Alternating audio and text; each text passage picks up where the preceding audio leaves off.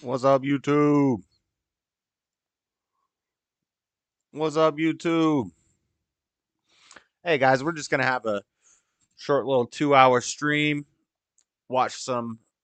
We're going to watch this Vivek Ramaswamy CNN town hall, which I thought was like a 40-minute video. But now I can't. Now it's just showing me an 8-minute video everywhere I look. So I guess it's only 8 minutes. So that's not going to take much time. But we'll watch that. Apparently, he got fact checked live for some conspiracy theories. Well, we'll watch that. Jim Bob's got a video doing one of his TikTok things, I think, talking to they were doing a Satan day at an elementary school, and we'll watch that. How was work? It was good. Decent day today. I don't like when I actually, now that it's slowed down a little bit, I should pick up again in the week leading up to Christmas.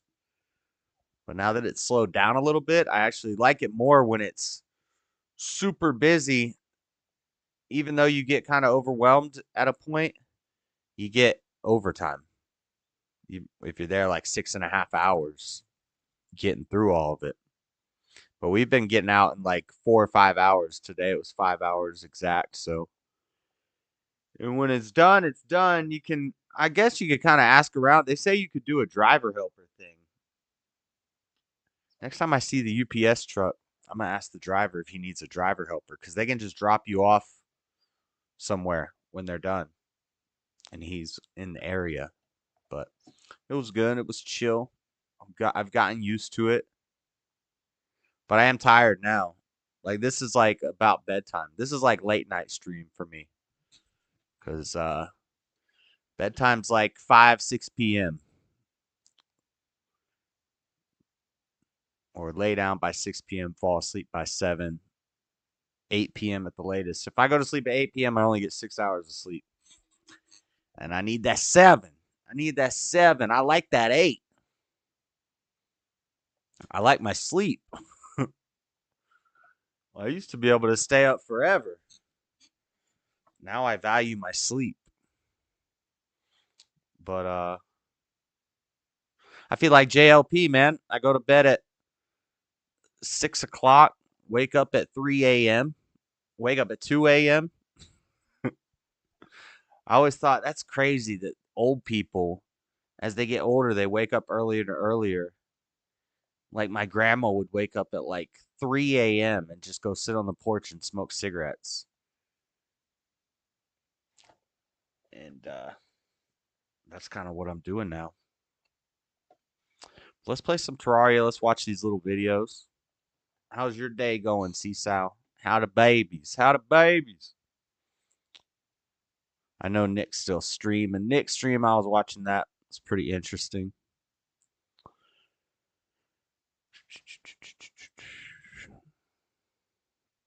Let's play this. Here we go.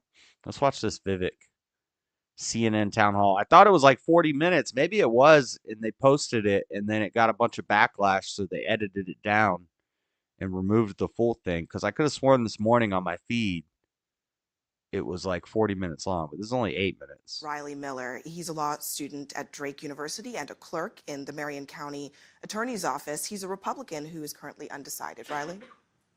Thank you. On the debate stage, you have somewhat of Look at this abandoned dork.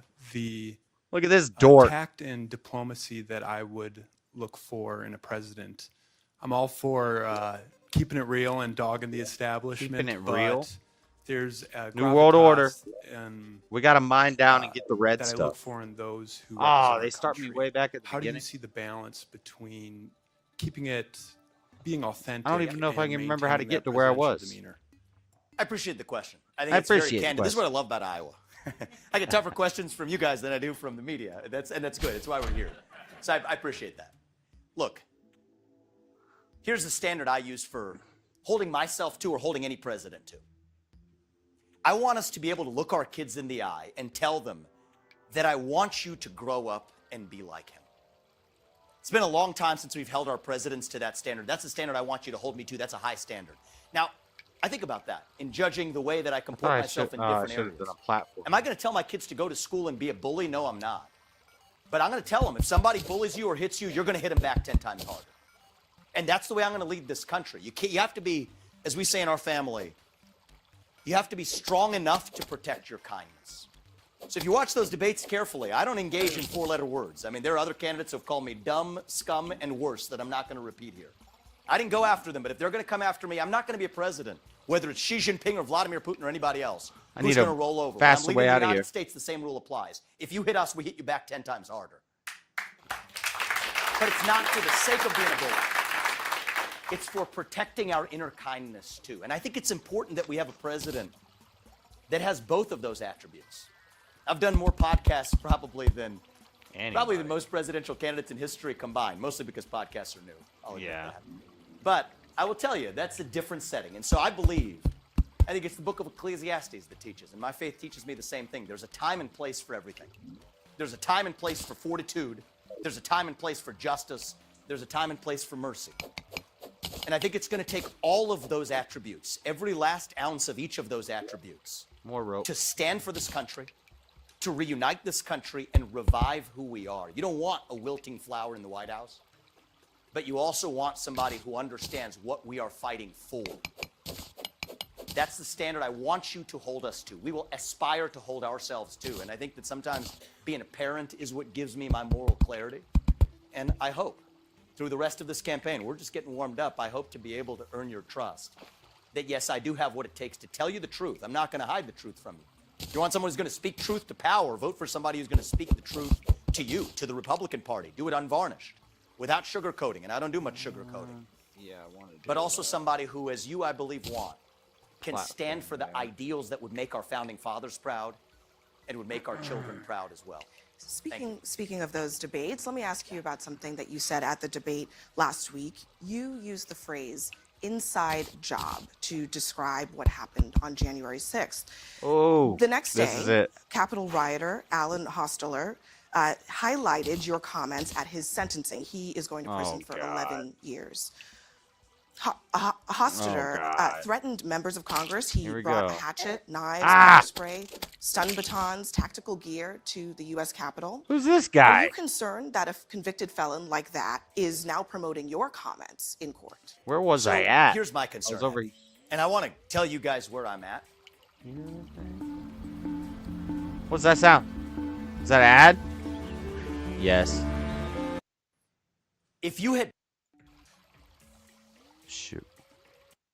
too much sugarcoating, but also somebody who, as you, I believe, want, can stand for the ideals that would make our founding fathers proud and would make our children proud. Where was I? Speaking of those debates, let me ask you about something that you said at the debate last week. You used the phrase inside job to describe what happened on January 6th. This is fourth year. The next day, Capitol rioter Alan Hosteler highlighted your comments at his sentencing. He is going to prison for 11 years.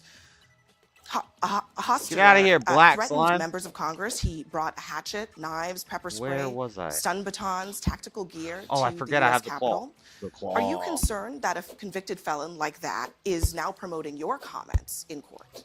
So here's my concern, Abby, and I want to tell you guys where I'm at. If you had told me, it's close to 3 years ago, that January 6, 2021. Where's my little told me fortress? 3 years ago, back when I was a biotech CEO, not steeped in this world. I was just consuming passive media, but was focused on my world of developing medicines. Oh, if you had told me that January 6th was in any way an inside job, the subject Whoa, I of just government glitched into a entrapment, wall. I would have told you that was crazy talk. I'm Fringe stuck in a wall. conspiracy theory nonsense. I can tell you now, having gone somewhat deep in this, it's not.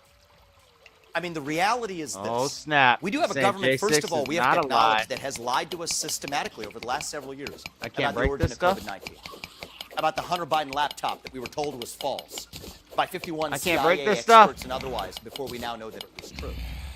You can go That's the red straight that I down was the list, the looking for, I Trump, think. Russia, disinformation, collusion hoax, all of it. Now we come to January 6th. The reality is we know that there were federal law enforcement agents in that field. We don't know how many. I think it's shameful. And if I may finish just answering. Well, let me this just. is Here we go. I'm going to go ahead She's and gonna interrupt fact you here check him. because Because You're I know saying this that there were establishment Live doesn't approve of this facts. message, saying I know that there this, were but federal we should be able to talk about You're this. saying that there were federal agents. This is in the important to CAD. talk about. You are saying there were federal agents in the CAD Yes. on January 6th. Yep.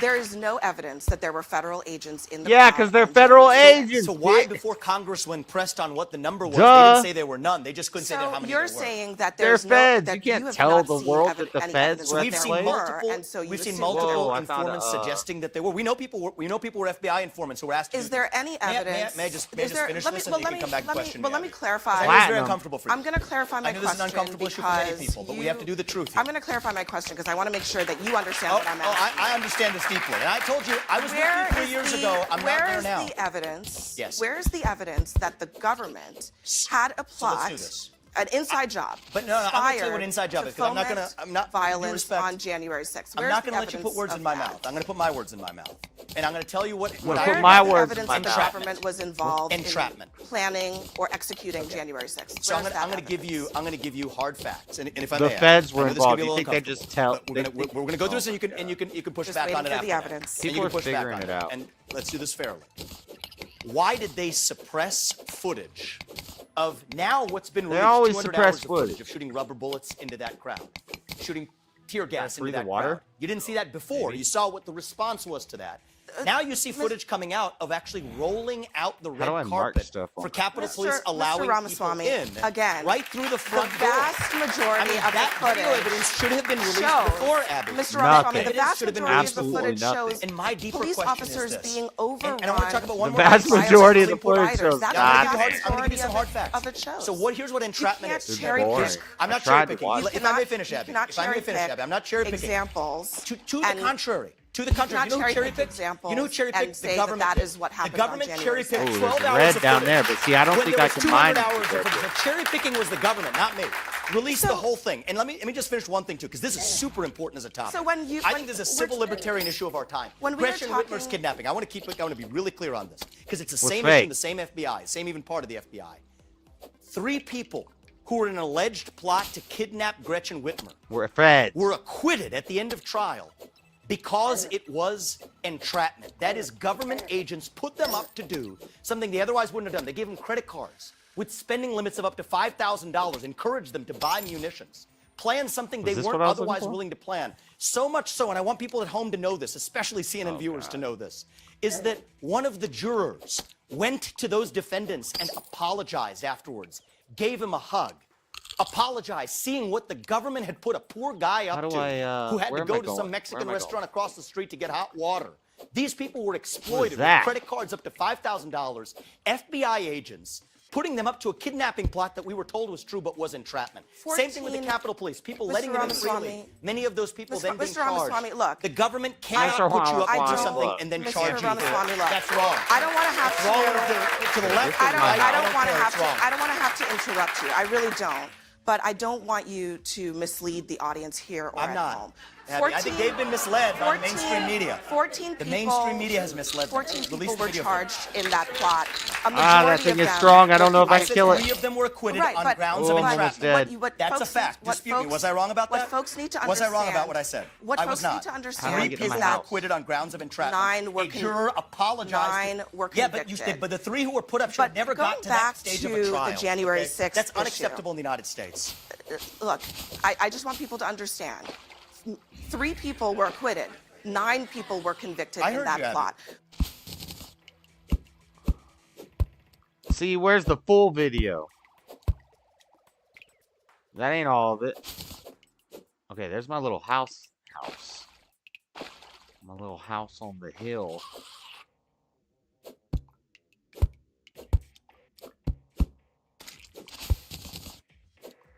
How'd you get in my house?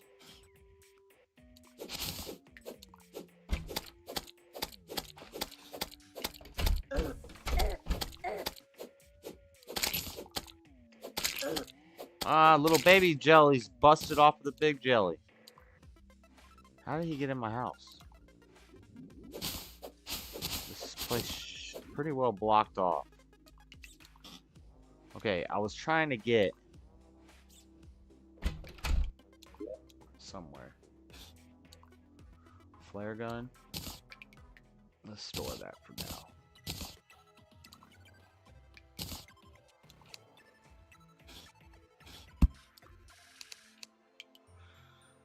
I think I need like a campfire.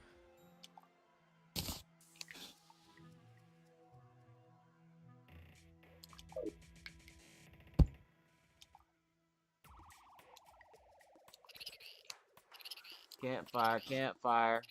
Life region is increased when near a campfire.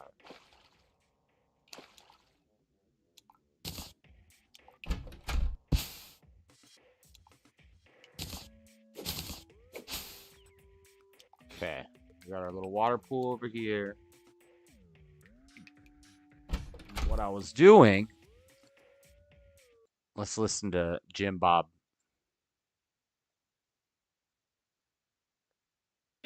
Satan's little school. Thank you for calling Message of County Schools. My name is Elida. May I have your first and last name, please? Hi, my name's Jim. And your last name? Logan.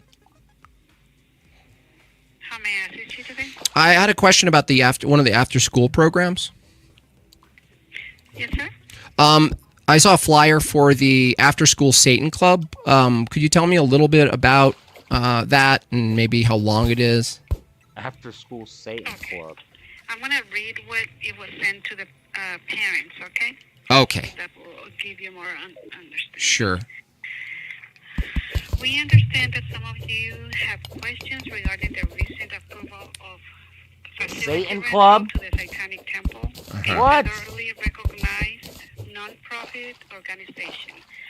As a public school district, we're committed to upholding the principles of the First Amendment, which guarantees equal access to all Lord have mercy. non-profit organizations seeking to use our facilities after school hours. What is this, elementary school? This means we Hold on. cannot approve or deny. It says, "Hey kids, let's have fun at After School Satan Club." How can I zoom in on this? I can't read it. It's too tiny. Chimney Rock Elementary. Chimney Rock Elementary. It's an elementary school. After School Satan Club. With colors, bright colors of the rainbow and colored pencils. After School Satan Club is coming to Tennessee. This is in Tennessee. Crazy. What the? What the? An organization's request based solely on a Yeah, 501. you don't actually have to read the rest because I was looking to actually sign up. I'm not. I just wanted to know if there was any rituals they were going to do. I wanted to know if if there was any sort of intent He's an or adult. rituals going on because my daughter's really interested in that, and I don't want to waste time by signing up if there's not like a ritual. Okay.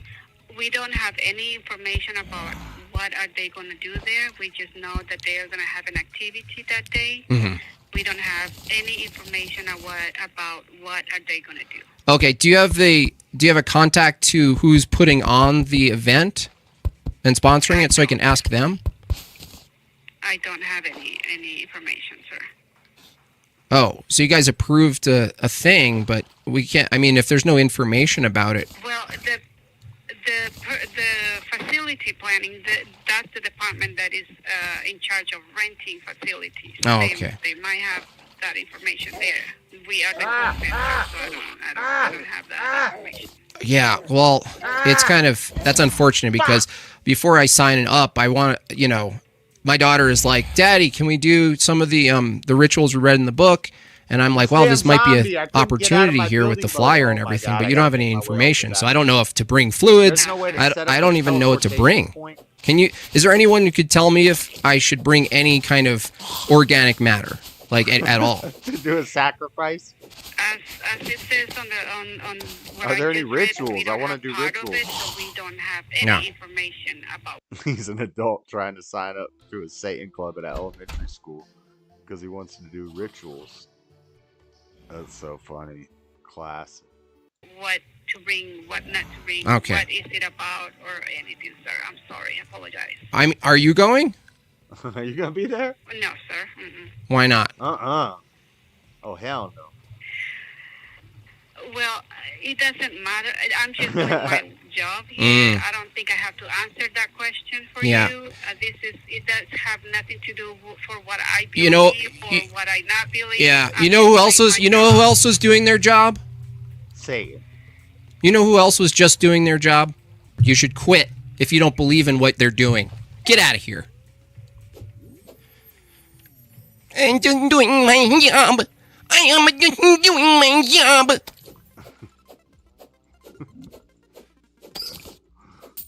How dare you don't support the Satan Club?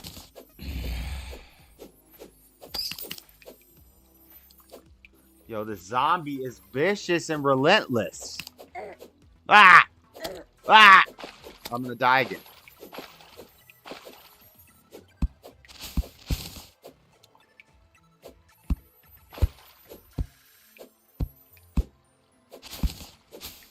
I want the fairy. I don't even know what the fairies do.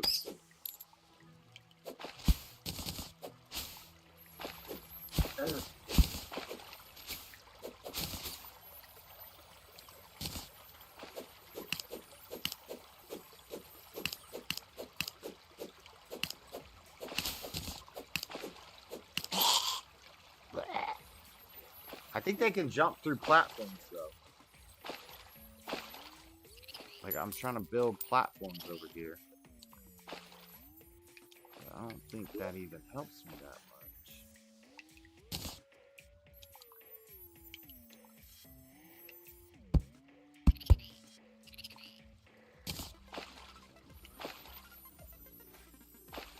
I just want to mine in peace, guys.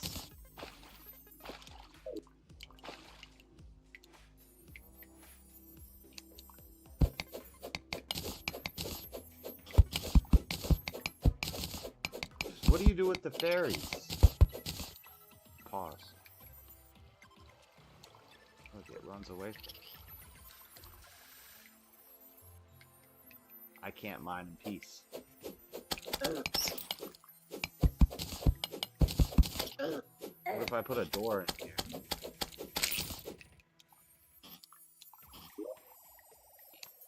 I don't have any doors chilling on me.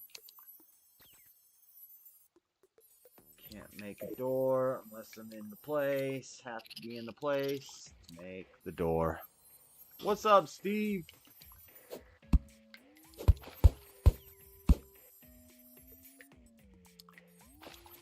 Ah! The grappling hook is so OP. Got to make a door. Doors, doors, doors, doors.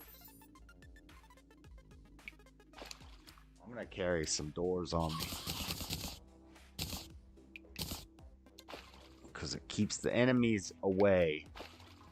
Ruthless Shroomerang? The heck is that? It does 27 damage? It's a mushroom boomerang? How does this thing work?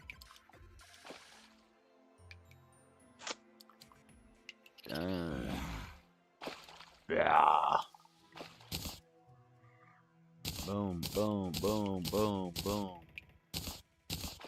What is this? Sapphire? Why would that be in my hotbar?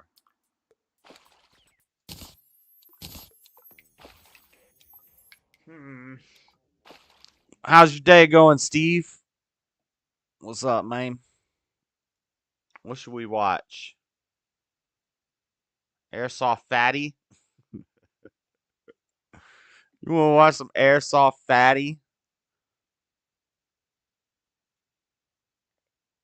I wish we could watch the new Dr. Phil. That's Matt Rife. Dr. Phil, if you haven't seen it yet, there's a comedian and he imitates Dr. Phil and he has other comedians come on his show. It's pretty funny. See, this guy, Adam Ray. Dr. Phil's Kill Tony highlights. See, I don't know if I can play that though.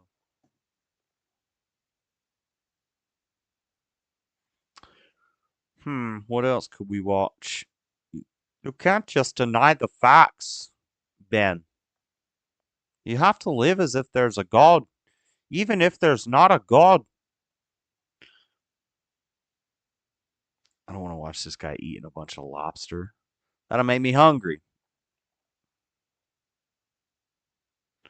Javier Milei delivers Argentina's painful truth in maiden speech. What if game developers Javier, what's could make good, more than a Javier? game? Get out of here, man.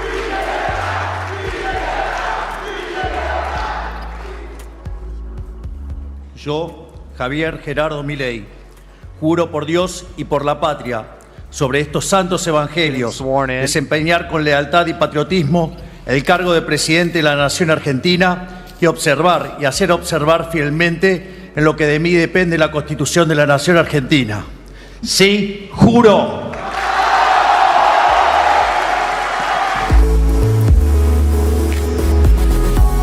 New Argentine leader Javier Milei, libertarian economist, took office on Sunday, immediately set about addressing the country's severe economic crisis. I don't know if this... Sky News is usually pretty chill.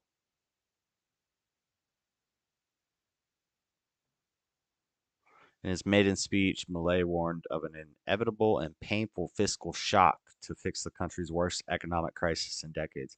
Yeah, you gotta spend money to make money. Como lamentablemente es el caso de Hold Argentina, up, what do you say? carece de reputación. If a country is lacking in reputation, as is unfortunately Como lamentablemente es el caso de the case Argentina, with Argentina, los empresarios no invertirán businesses hasta will que not vean el invest ajuste until they see fiscal, a fiscal haciendo que el mismo sea readjustment bringing it recesivo. in. En tercer lugar, And no less y important no for por ello menos gradualism, importante, it is para necessary hacer there's gradualismo financing, and es unfortunately, necesario que haya financiamiento. we ain't got no money. Y lamentablemente, I have to tell you again that there is no tengo que money. I decírselos knew it. de nuevo. No There is no hay damn plata. money. Por ende, No hay plata. la conclusión es que Therefore, no the hay conclusion, is there is no other alternativa alternative al to shock. adjustment, alternative to shock. Naturally, this will have a negative impact on the level of activity. El empleo, los salarios Employment, reales, real la wages, cantidad the de number of pobres poor. indigentes. No buscamos Did ni you see him on that deseamos $100 las bill? duras We do not decisiones seek, que nor do habrá we que want tomar en hard las próximas decisions will be semanas, taken in the coming weeks, pero but lamentablemente no nos han dejado opción. unfortunately, we have been left with no Sin choice. embargo, However, our nuestro commitment to compromiso con Argentina los argentinos is es inalterable. unchangeable. We are Vamos going to a make tomar all the todas necessary las decisiones decisions to fix the necesarias problem para caused arreglar by el these problema damn que causaron Democrats. 100 100 años years de of waste by despilfarro the de la political clase class, política, even if it is going to be aún hard at cuando al first. principio sea duro.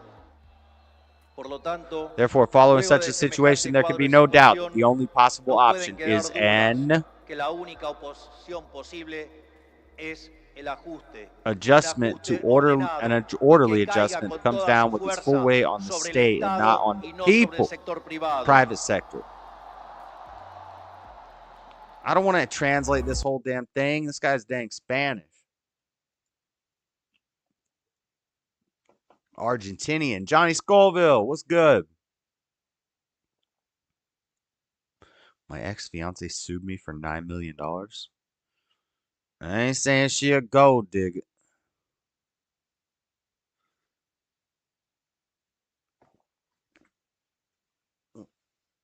Man, what can I play? Bryson Gray.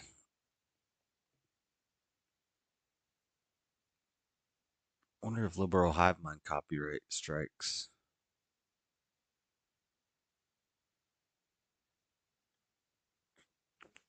Old man arrested for arson after setting his apartment complex on fire. What the?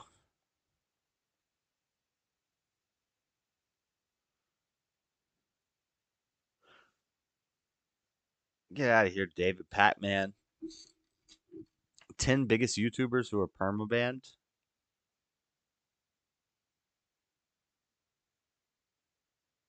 Huh. That seems kind of interesting. Theo Von got a new letter from Kai the Hitchhiker. We can't play Theo. We can't play UFC. We can't play modern day debate. Moon landing hoax debate? It's a 2-hour and 40-minute debate.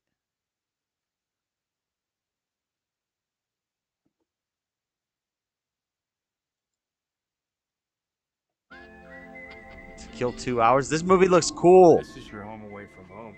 We share everything up here. Very ethnically diverse. Here we're one. American crew, and all the Russians are. We gotta get up now, guys. Boom! The whole world starts blowing up, and they're on the ISS.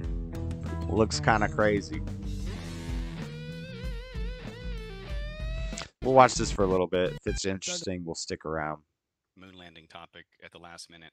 I'm generally more into cosmology, so we will touch on some of that tonight. Hopefully, not go too much off topic.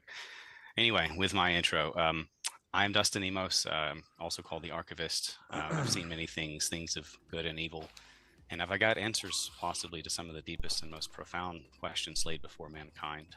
You may choose to place the burden of proof on our shoulders tonight and say, why do you doubt the official science of world governments? But then I would reply, why do you believe it?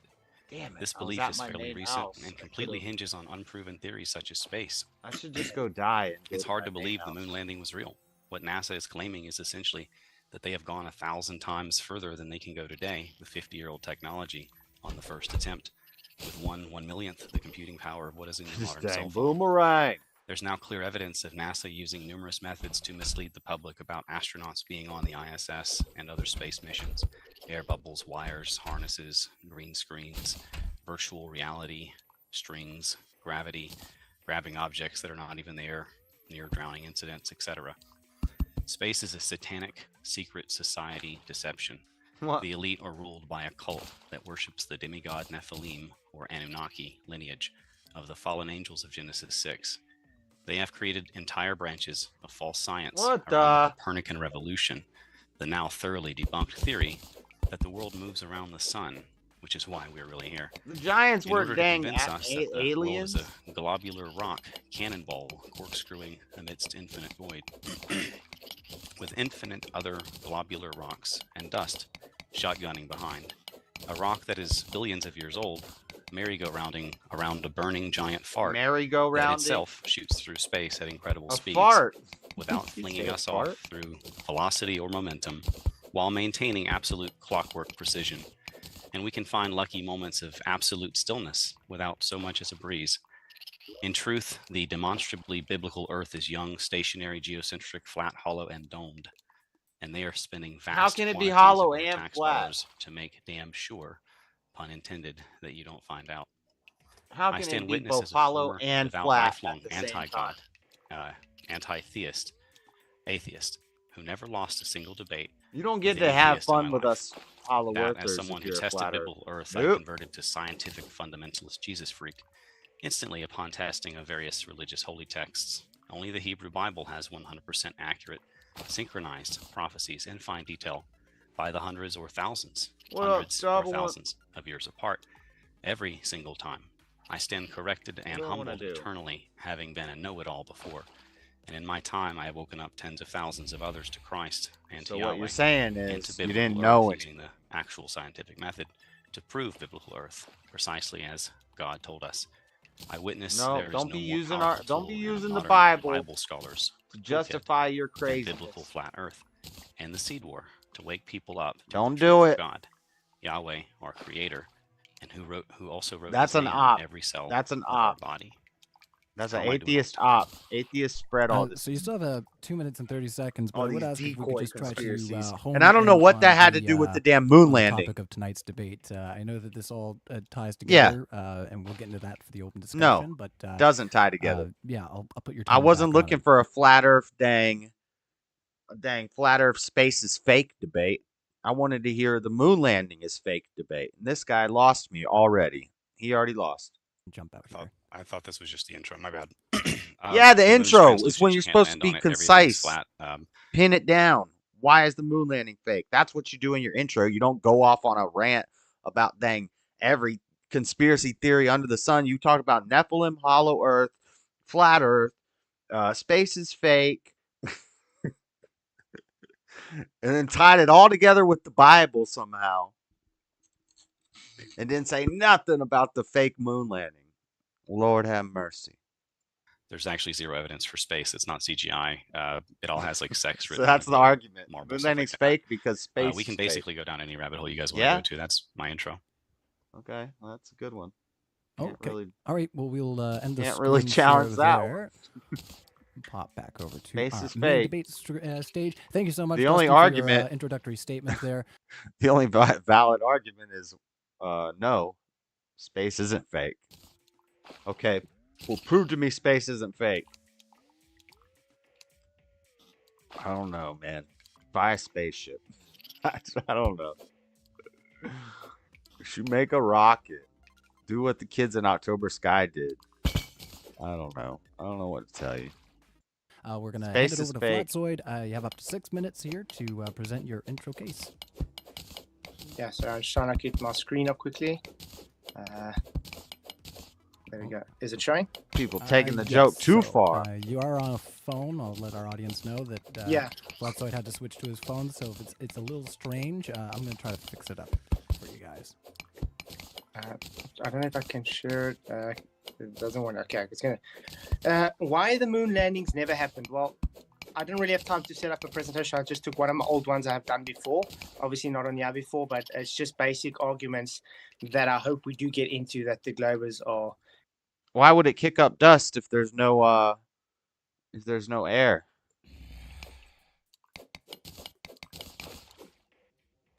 Plus, it did kick up dust with the thrusters, but it's not like a dust cloud on Earth. Is Echo barking? Hold on a second.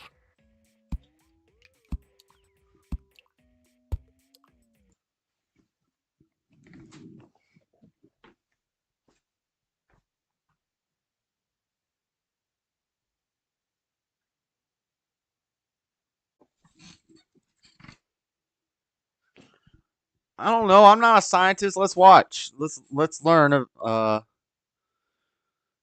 want to watch a debunking? I'm pretty sure that if you're in a vacuum, they've done this, and the dust just went. Poof, poof. It did poof up, but it doesn't like. And it's also this is a very light craft. It takes very little thrust. The thrust is like a spray paint can, like psst, psst, psst, psst, just little spurts. It's not like a rocket landing. This is a little, with crew and craft, like, what is it, like a 600-pound craft with little air thrusters. Psst, psst. That thrust has to push off of something for it to create motion. Therefore, it would push smaller and lighter objects away from it, such as dust particles. That's not the way thrust works. The thrust is against the backside of the container. So the thrust doesn't push downward. Thrust pushes upwards against the backside of the. That's a common misconception that rockets thrust downwards. They don't.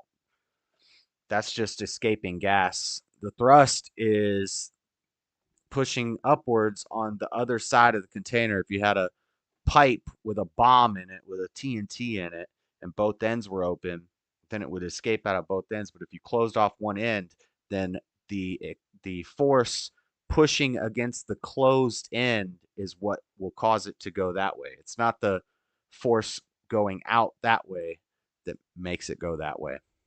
Does that make sense? Here, allow me to show you a graphic. I've explained this before, so I probably have it saved somewhere. No, it's just a little psh. Back to the debate. Going to be able. Why does the rocket blast off, kick up dust when doing on Earth? That's the thrust of the burning fuel. Yeah, but that's hundreds of that. We have stronger gravity, so they need like hundreds of thousands of gallons of fuel or force. The force is much more immense. It's still the reason the rocket goes up is not the explosive explosions on the ground, and the dust gets kicked up because there's a huge fuel is being exploded. But in space, there's no combustion. It's just aerosol. It's just aerosol. It's just a spray. That's all you need for thrust in space. When people say thrust doesn't work in space, they're wrong. They're wrong. thrust actually works much better in space and much more efficient and takes much less energy to move things because there's no friction, there's no air resistance, there's no wind resistance. Everything's lighter because there's no gravity. So you could basically have a hairspray can and travel through all of space with a can of hairspray. Yeah, but all those things you're talking about, Stubborn One, use combustion rockets. They're putting off fire and smoke and lots of force because for thrust to work, you have to have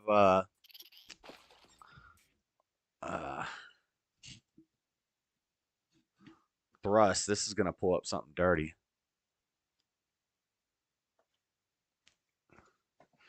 So it's like drag for lift.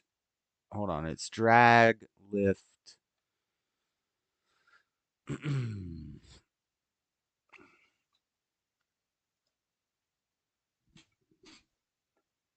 Rocket thrust.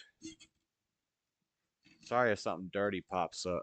I'm searching rocket thrust. So this is the one I like to use. So thrust is not a downward force, it's an upward force, as you can see in this image.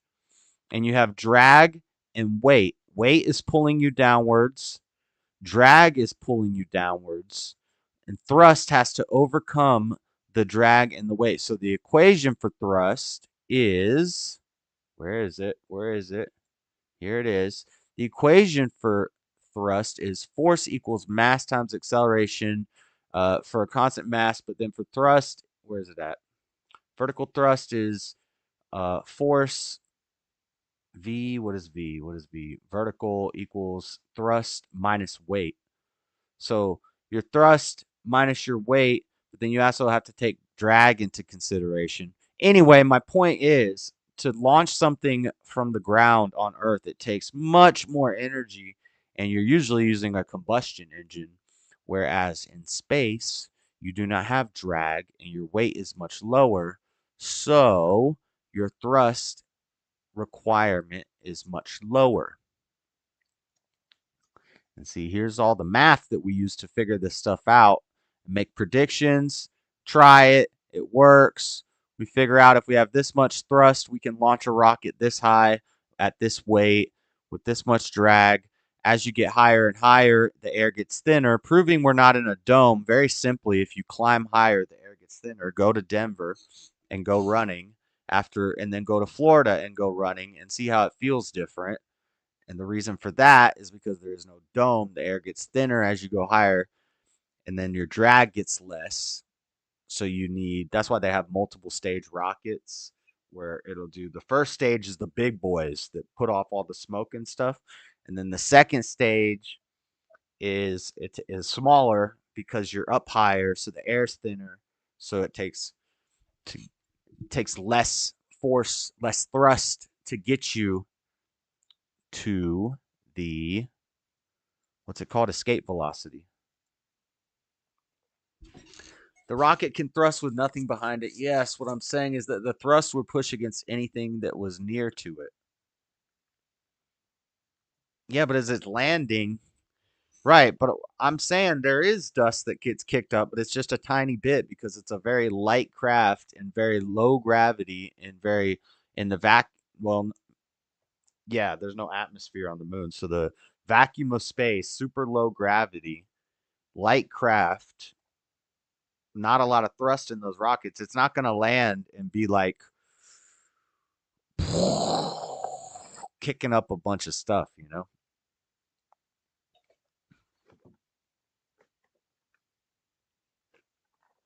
I want to watch the Daily Wire. I think you're safe playing Daily Wire stuff. It's like, oh God, Josh is about to use the Daily Wire to prove the moon landing.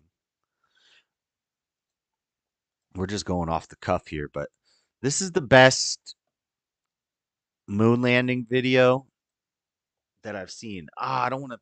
If I get into this, what was it called?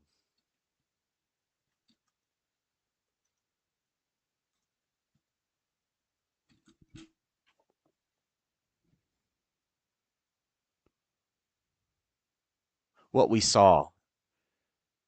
What we saw. This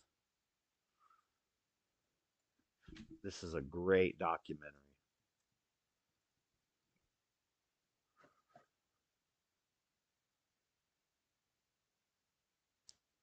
What we saw, part 3, as the Apollo 11. In the beginning, God created the heaven and the earth. And the earth was without form and void, and darkness was upon the face of the deep. As Apollo. Did you see Elon launch that giant rocket and then have it come down and land perfectly, Stubborn One? You don't think we could shoot a freaking GoPro to the moon? I think it's not even that.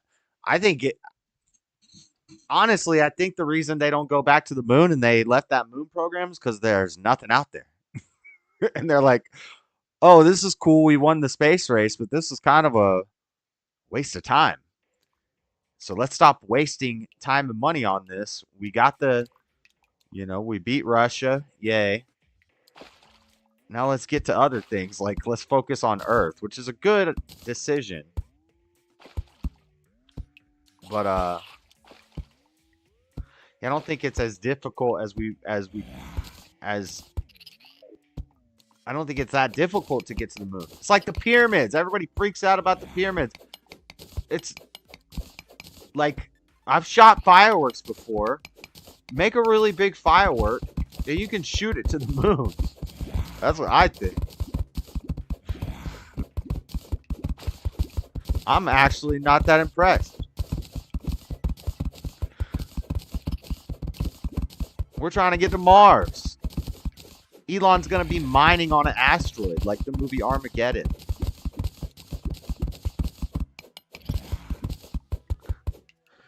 If you look into it, the Webb telescope can see Pluto, but the same telescope can't see the flat. Oh my God, we've been through this, Stubborn One. Don't even start with me. Get out of here.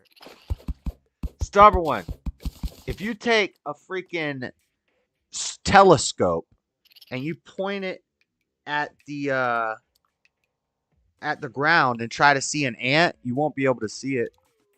You're just going to see blurry gray. That's all you're going to see is blur.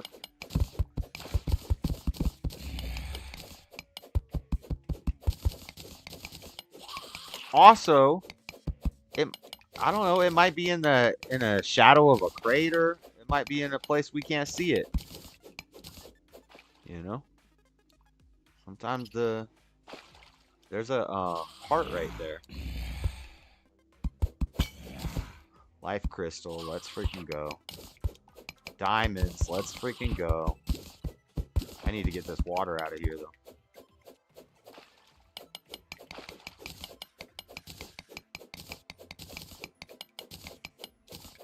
Oh, more good stuff.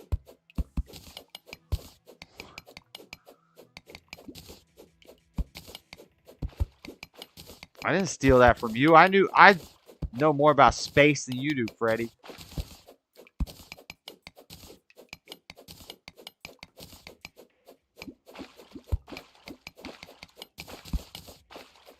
Waterfall. Okay, you gotta watch this. Finally starts to take wing. It's a bit shocking to learn that the entire program and everything it accomplished really was the world's most spectacular Plan B. In part 3 of what we saw, we'll see how this simple, straight path to the moon was too complex, too expensive, and too heavy. Instead, an intricate ballet of rendezvous, docking, transfers, and all the rest ended up being the path that we finally chose to the moon. This Plan B approach required vastly more skill than what we originally thought we would need for Apollo, but we ended up going down that road anyway, since when you get right down to it, skill doesn't weigh anything. From a fire during a routine test to Christmas messages from the far side of the moon, watch how the Apollo program got to that one giant leap with a series of very small steps. We choose to go to the moon in this decade and do the other thing. Not because and they do are the other easy, thing. but because they are hard. We are gonna go to the moon. This thing, the other thing. 5, 4, 3, 2. Look at that. You don't think we can shoot a big rocket? Come on now. It's America, baby. This is America. You think we can't get to the moon? Come on now. Ye of little faith. We went there. We stuck a flag in America. They took communion. How did I get down here? They took communion on the moon. Communion. They called it communion. And freaking played golf on the moon. It's America, baby. 2, 1, 0. Liftoff. We have a liftoff. 32 minutes past the hour. Liftoff on Apollo 11. No way you are lifting off or touching down without kicking up a ton of dust. Have you ever lifted up off of the moon? That's the one part you're leaving out of this, is that you're talking about a 600-pound aluminum foil craft lifting off on the moon. Bruh. It's not Earth. Josh didn't believe in space lasers, space last year, or just lower orbit or something. No. No, I said getting out of I've said that I've flipped on the moon. Originally, I was saying low Earth or orbit because Obama's talked about it. And then I watched this documentary and I said, you know what? I believe in the moon landing. I'm going full moon landing believer. But there is stuff that shows that, you know, the low Earth orbit, that's the tough part. That's the hard part. Getting out of the Van Allen radiation. I know all of it, Freddie. I know it. I know the arguments. I know the rebuttals. And really what it comes down to is, do I think that America could get to the dang moon? Hell yes. Maybe there was some falsities. Maybe there was some fake footage made. Maybe we didn't even go at that time, but we got there later. If you don't think we can get to the moon now, like, we've been to the dang moon. There ain't nothing there. So they just don't care about it. Which I think makes sense. That all makes sense to me. We got there. We won the space race. Nothing there. Let's get some rocks. Let's study them. Let's come home. The end. And then it's like moon landing deniers show up 50 years later. And they're like, oh, you need to prove to us that you went to the moon. They're like, what are you talking about, bro? Everybody knows we went to the moon. Oh, you think space is fake? Oh, okay. Well, that explains. Oh, you think the world is... I just died!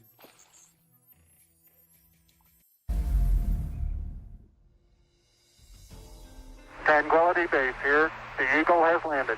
Up on Tranquility Base, Armstrong and Aldrin started to prepare their backpacks and equipment for the moment when they would depressurize the LEM, open the small hatch down around knee level between their two positions, and then crawl backwards. This guy was an astronaut, by the way. Blind onto the surface of the moon. Now, this would end up taking much longer than expected, 3.5 hours instead of 2.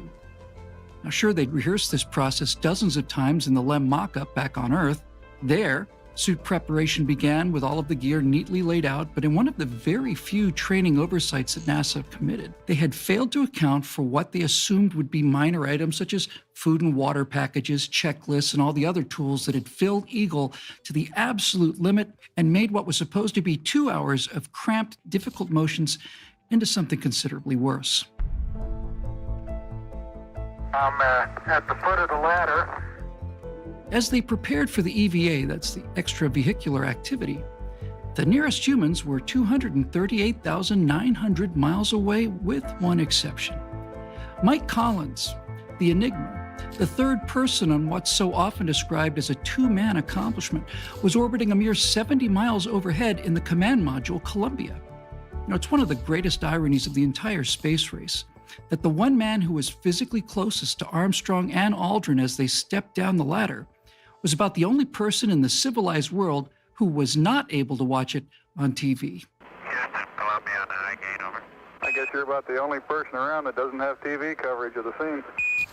That's all right, I don't mind a bit. When you get right down to it, why was Mike Collins even there?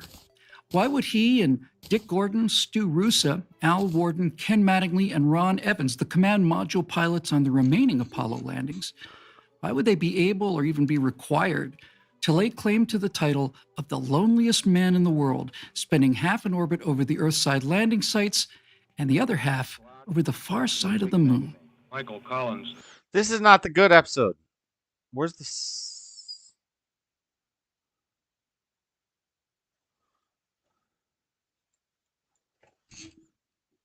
This is what you've got to do, see? Debunking moon landing. You have to watch the debunk videos. Like, people...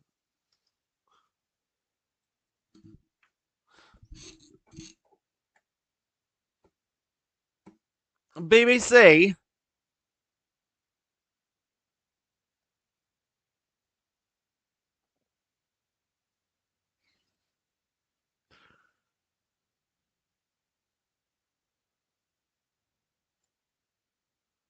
These moves looking real nice in the future. These moves looking real nice in the future. Here comes the future. I need another chest. Mobile games are going big. Clash of Clans is now available on PC with Google Play Games. Experience more ways to play and sync your in-game progress between your PC and mobile devices. Get out of here. It's a faraway Nisha. How far I've fallen. I used to have an office, used to have staff, professional grade equipment, and now I'm talking about conspiracy theories in my bedroom. As is the life of a YouTuber. Fuck you, COVID-19. The moon landing hoax, or the idea that NASA did not put man on the moon in 1969, is one of the most pervasive conspiracy theories ever coined. Which is kind of stupid when you think about it, because virtually everything moon landing conspiracy theorists like to point to as evidence that man absolutely did not walk on the face of the moon all those years ago can be debunked by the official photos NASA released to the public about 50 years ago. Right, so conspiracy theories are just ridiculous anyway. This one especially, yeah. Do you know who it was coined by? The moon landing conspiracy theory, I don't remember off the top of my head, but... No! A lot of conspiracy theories are real. Some of them are fake, and they're made to make conspiracy theorists look crazy. I did write an article for Today I Found Out, which you can find linked below, because they've got way better production values than us, especially right now, where I researched it. But a couple of key facts I remember about it is that the moon landing conspiracy theory was started by exactly one man, whose name you can find here, because I don't remember it off the top of my head, but I do remember a specific fact. Former U.S. Navy officer with a Bachelor of Arts in English, of course. It's a writer. He wrote a book titled We Never Went to the Moon, America's $30 billion Swindle in 1976. Is that the guy that got punched in the face by that one astronaut? I don't like this guy. I don't like this guy. I don't like him.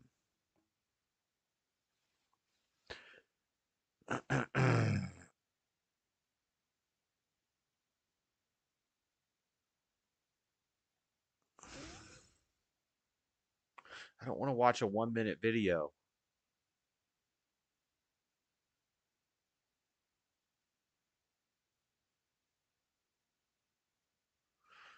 Telegraph. I don't want to watch.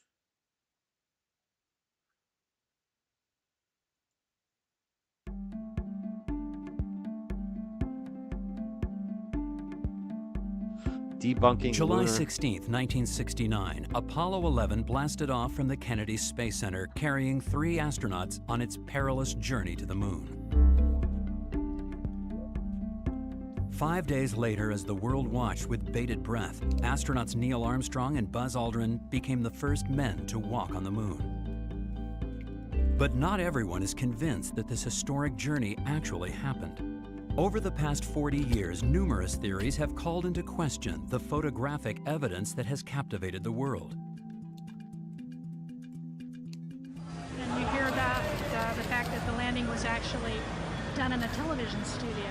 And it was just a By big Stanley black Kubrick. background with fake stars and stuff. It's the flag being planted on the moon facing one way and the shadow of the man being the other way. I mean, I've heard that maybe the terrain that was seen on the video wasn't accurate, the walking wasn't accurate. There are no stars in some of the People photographs, watching and too there much should be Joe because Rogan. There was no atmosphere and that the stars would shine so brightly.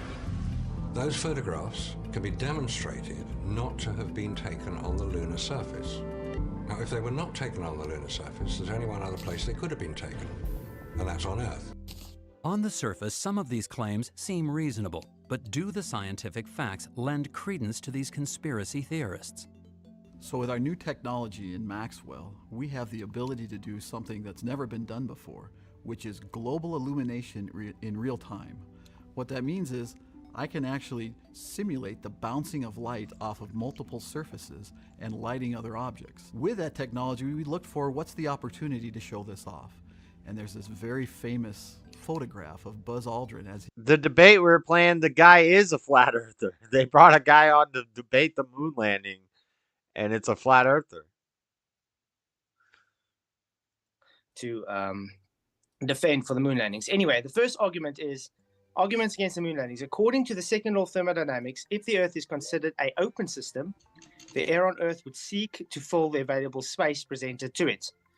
This is the second law of thermodynamics, and because of it, the moon landings would be violating this natural law because, as I said, the Earth would release all the air into the available system, and we would be dead, and we wouldn't be able to build the space rockets to go there.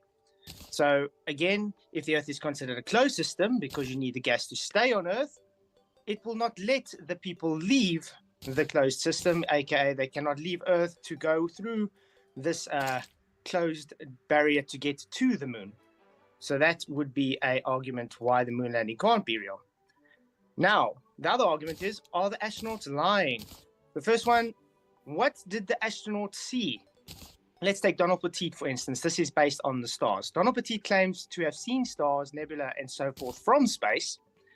And then we look at different ones where do their stories actually collaborate with each other? Arguments against the moon landing again. Mike Massimino also claims with Donald Pettit to have seen the stars, nebula, and so forth coming from space. But let's move to the most famous, Neil Armstrong.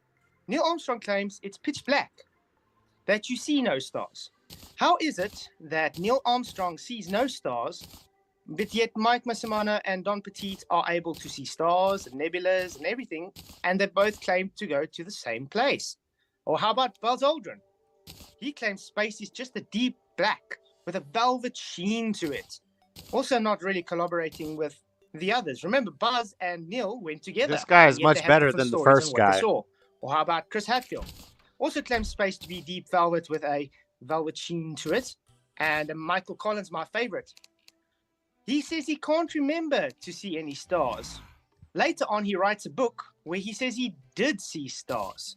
How do you not remember seeing stars or not? And then later says, no, you definitely saw stars. So the argument would be, why would they all contradict one another's observations if they really did go where they claim to go? Stars or no stars? Which ones is it? The next one would be the Van Allen radiation belts. They would have to have traveled through it if we had to beg the question of Narnia. And the Hasselblad cameras would have huge implications based on this. Films exposed, these are Apollo detectives did actual quote-unquote experiments trying to figure out what would happen in a vacuum and radiation with the film. And obviously it gave a lot of problems. It gave different users that exposure to radiation as it did and messed up everything. Films just showing that quickly, see how it changes the coloration and the color balances and the hues and everything. And then obviously, why aren't the astronauts able to just swear on the Bible to say they went there? Obviously, because they never. Then Gary Fong, if you haven't known, he's a well-accepted professional Hasselblad photographer. He also says it's impossible for the Hasselblad to have ever worked in that environment. The next argument is, how do you change a film in a dust environment? Now remember, this dust is so fine apparently on the moon that it gets in every crevice, even on the very tight sealed astronaut suit. Why is it able not to get into the Hasselblad camera, which is really not as sealed as the suit? Okay, and then obviously the film in the vacuum, and that's practically about it. So how do we know we went to the moon? Simple. It violates natural law. They always contradict each other and themselves, and none of the equipment would even magically work if you did go to Narnia. And that's my presentation.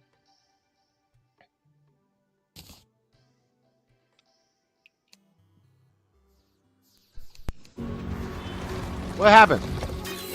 Enjoy new payment possibilities. Alrighty, well, thank you so much for your introductory statement, Flatzoid. Unmanned craft to the moon and have experts examine the entire process to ensure that everything is legit. I mean, yeah, but I mean, even if we did that, that people would still just say it was fake. Like, allegedly, India just went to the moon. I believe India can go to the moon. I bet they went to the moon. But people will say that that's fake too. So it doesn't matter. There's no... Once you... If you believe it's fake, you're going to believe it's fake. If you believe it's real, you're going to believe it's real for the most part. I don't know. I've changed my mind.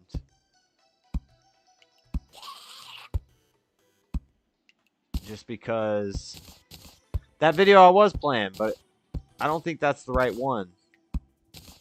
But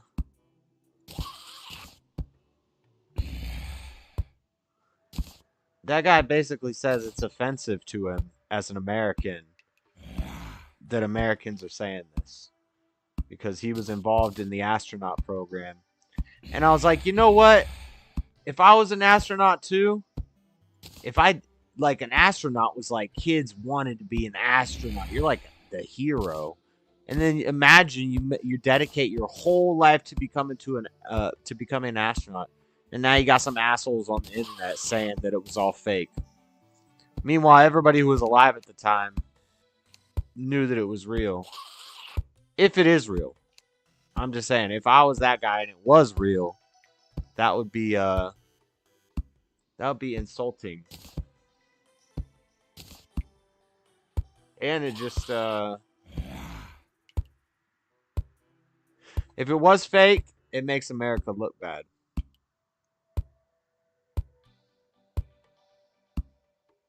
That's not good. That ain't good.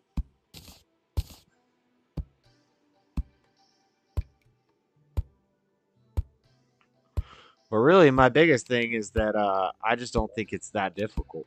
Like, when you have that type of money and that type of manpower in this day and age, we can't figure out how to send a rocket to the moon. I don't believe that. We do crazier stuff on Earth. But these guys, this one guy's making good arguments. The other guy, not so much. The guy that bounced around to 50 different topics, I don't even want to hear him. He's probably... And from our hoax side. So over to the not a hoax side, and I'm going to ask Grayson to go first.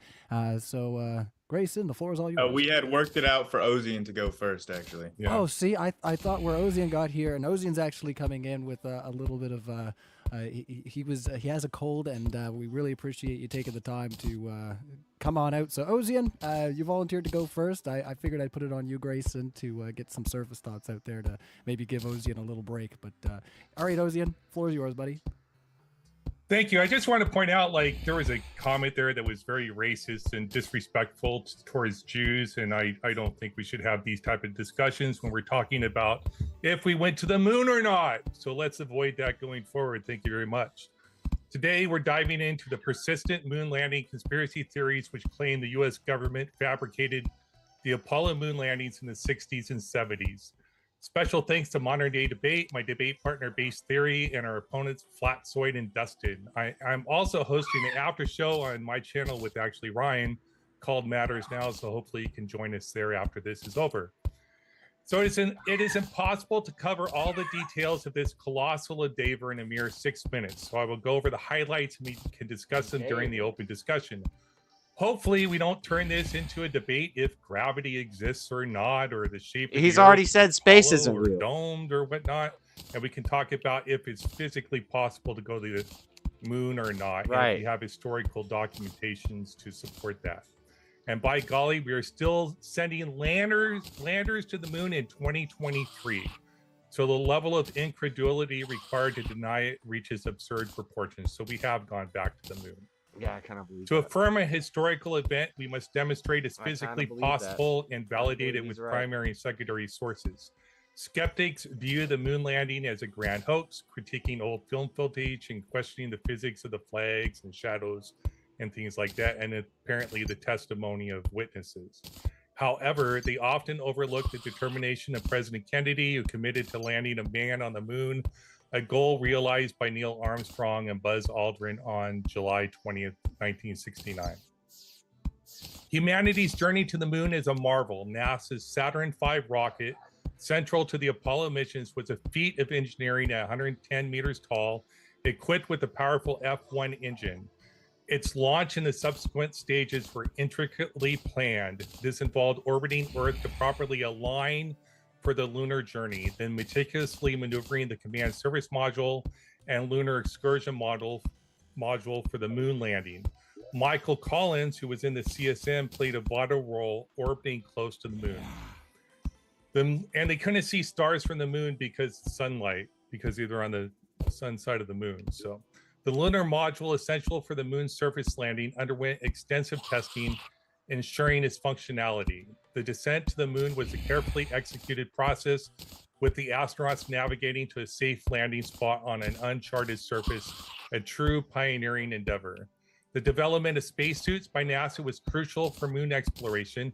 These suits were designed specifically for the moon's challenging environment, debunking the notion of them being mere fabrications. Actually, they created two types of suits because the people that went to the moon's surface needed better suits than the one in the command service module. So instead of just making one, they made Who's two. talking to the baby? This design was sophisticated, capable of maintaining a 1/4 atmospheric pressure difference, equivalent to going below water 3 meters in the lunar vacuum, and safeguarding the astronauts from the dangers of space. Radiation protection during the Apollo missions was meticulously planned. The spacecraft's trajectory and its shielding were designed to minimize exposure to radiation in the Van Allen belts. The astronauts' average radiation exposure was remarkably low, an average of 0.8 rad, about like an X-ray, reflecting the careful planning and execution of the mission. To protect the astronauts from radiation, the Apollo missions meticulously planned their trajectory to avoid as much of the Van Allen belts as possible and the charged particle radiation, and use shielding on the spacecraft to navigate the belts. Aluminum blocked the charged proton ionized radiation. See, this guy sounds like he knows what he's talking about. While the insulation, like the other guys don't. Corrugated plastic, I believe, counter the charged electron ionized radiation. These belts consist of charged particles of protons and electrons captured by the Earth's magnetic field and propelled by solar winds, not waves. If the hull had been made of lead, like some people said it should have been, the interaction between the charged particles and lead would have produced X-rays, which would have been dangerous to the astronauts. So that's why they didn't use lead. Comprehensive scientific evidence and expert analysis robustly dispute the moon landing hoax theory. The Apollo missions represented an extraordinary achievement in human history, a culmination of extensive research, experimentation, and innovation. Right. The overwhelming evidence, including photos, videos, phone calls, scientific data, support this. The 2.5 seconds to send messages to the moon supports the speed of light. This evidence is further reinforced by firsthand accounts from astronauts, naval veterans, my former shipmates, well, not mine because I was in the Navy when they were, and records from scientists and engineers involved in the missions. This extensive documentation could... Your son has played this game? He beat the bee? I haven't found any bosses yet. He killed the bee boss? Dang. He's farther than I am in this game.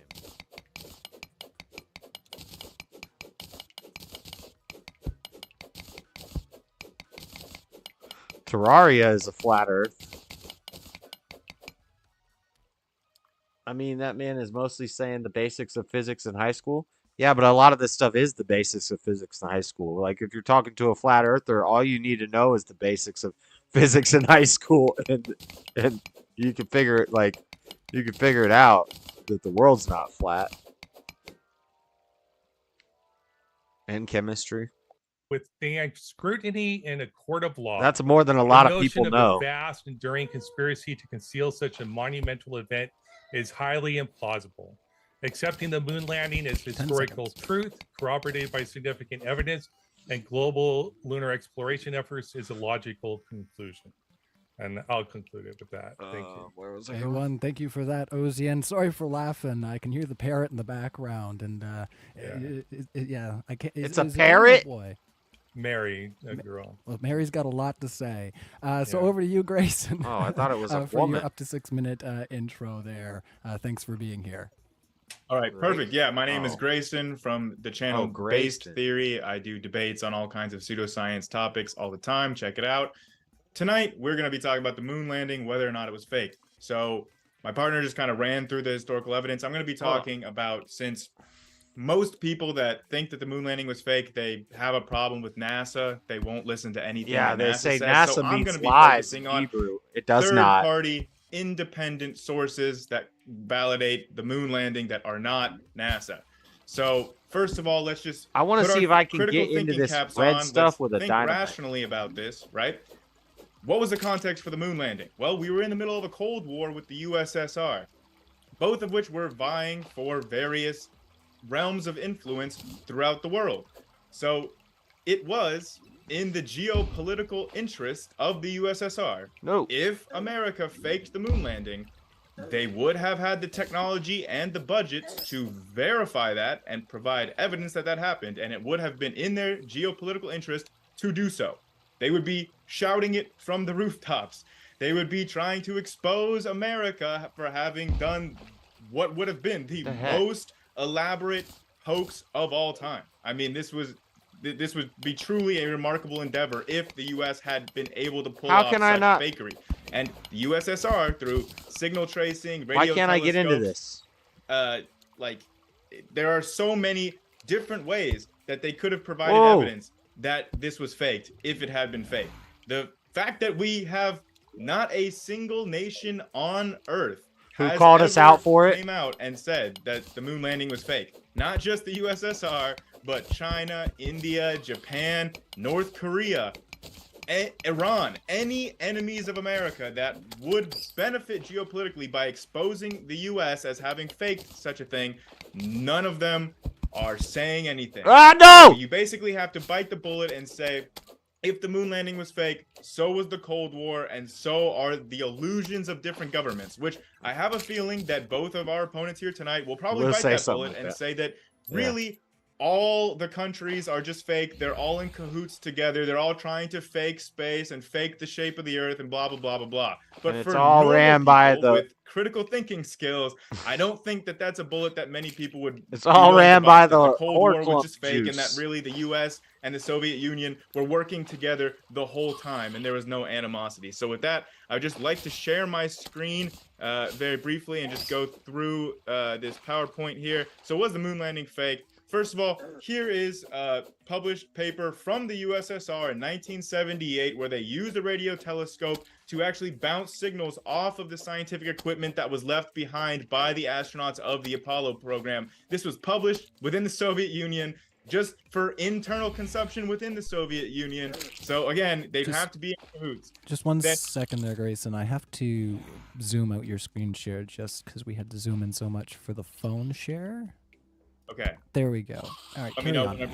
Okay, so that was a Soviet paper. Here we go. Here's an amateur third party. This is a guy from Kentucky, right? This is on the week of the moon landing in July 1969. This guy, Larry Basinger from Louisville, Kentucky. They wrote about it in the Louisville Courier, the local newspaper, about how he was able to point his little device that he had made to measure this, and he was able to point it directly at the moon and intercept the exact same transmissions that was playing on everybody's TV. And he was disappointed that they were the same, and he didn't get to pick up any juicy bits that they had edited out. It was the exact same according to Basinger, who's an amateur who did this. There's also this guy, Sven Graham, who did pretty much the same thing for the Apollo 17, the last mission to the moon that was manned. and you can see here his data there on the left on the sheets that he was filling out in 1972, and you can see that plotting here the Apollo 17 Doppler analysis showing that it matches the Doppler what it should be for the moon's surface. But this wasn't just done back in the day. Here we go. This is just from a couple months ago, doing the same kind of analysis, a Doppler analysis on. Yo, got a pork tenderloin cooking. How y'all? NASA is a group of elites and they have never been able to account for their budget. We have to believe that the money that they get is used for what they say it is. I think the money they get is used for all kinds of things, but they don't have to tell us everything they use. They're making technology and stuff that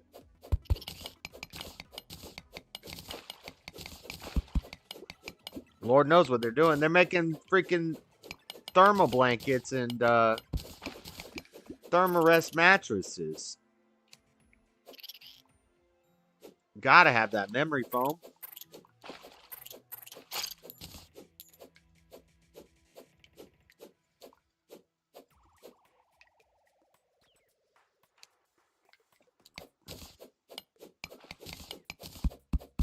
I'm not pro NASA.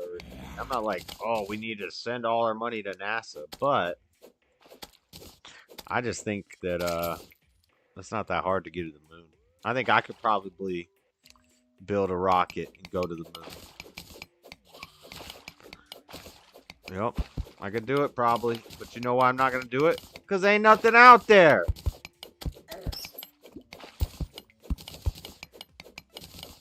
Ain't nobody got time to go to the moon.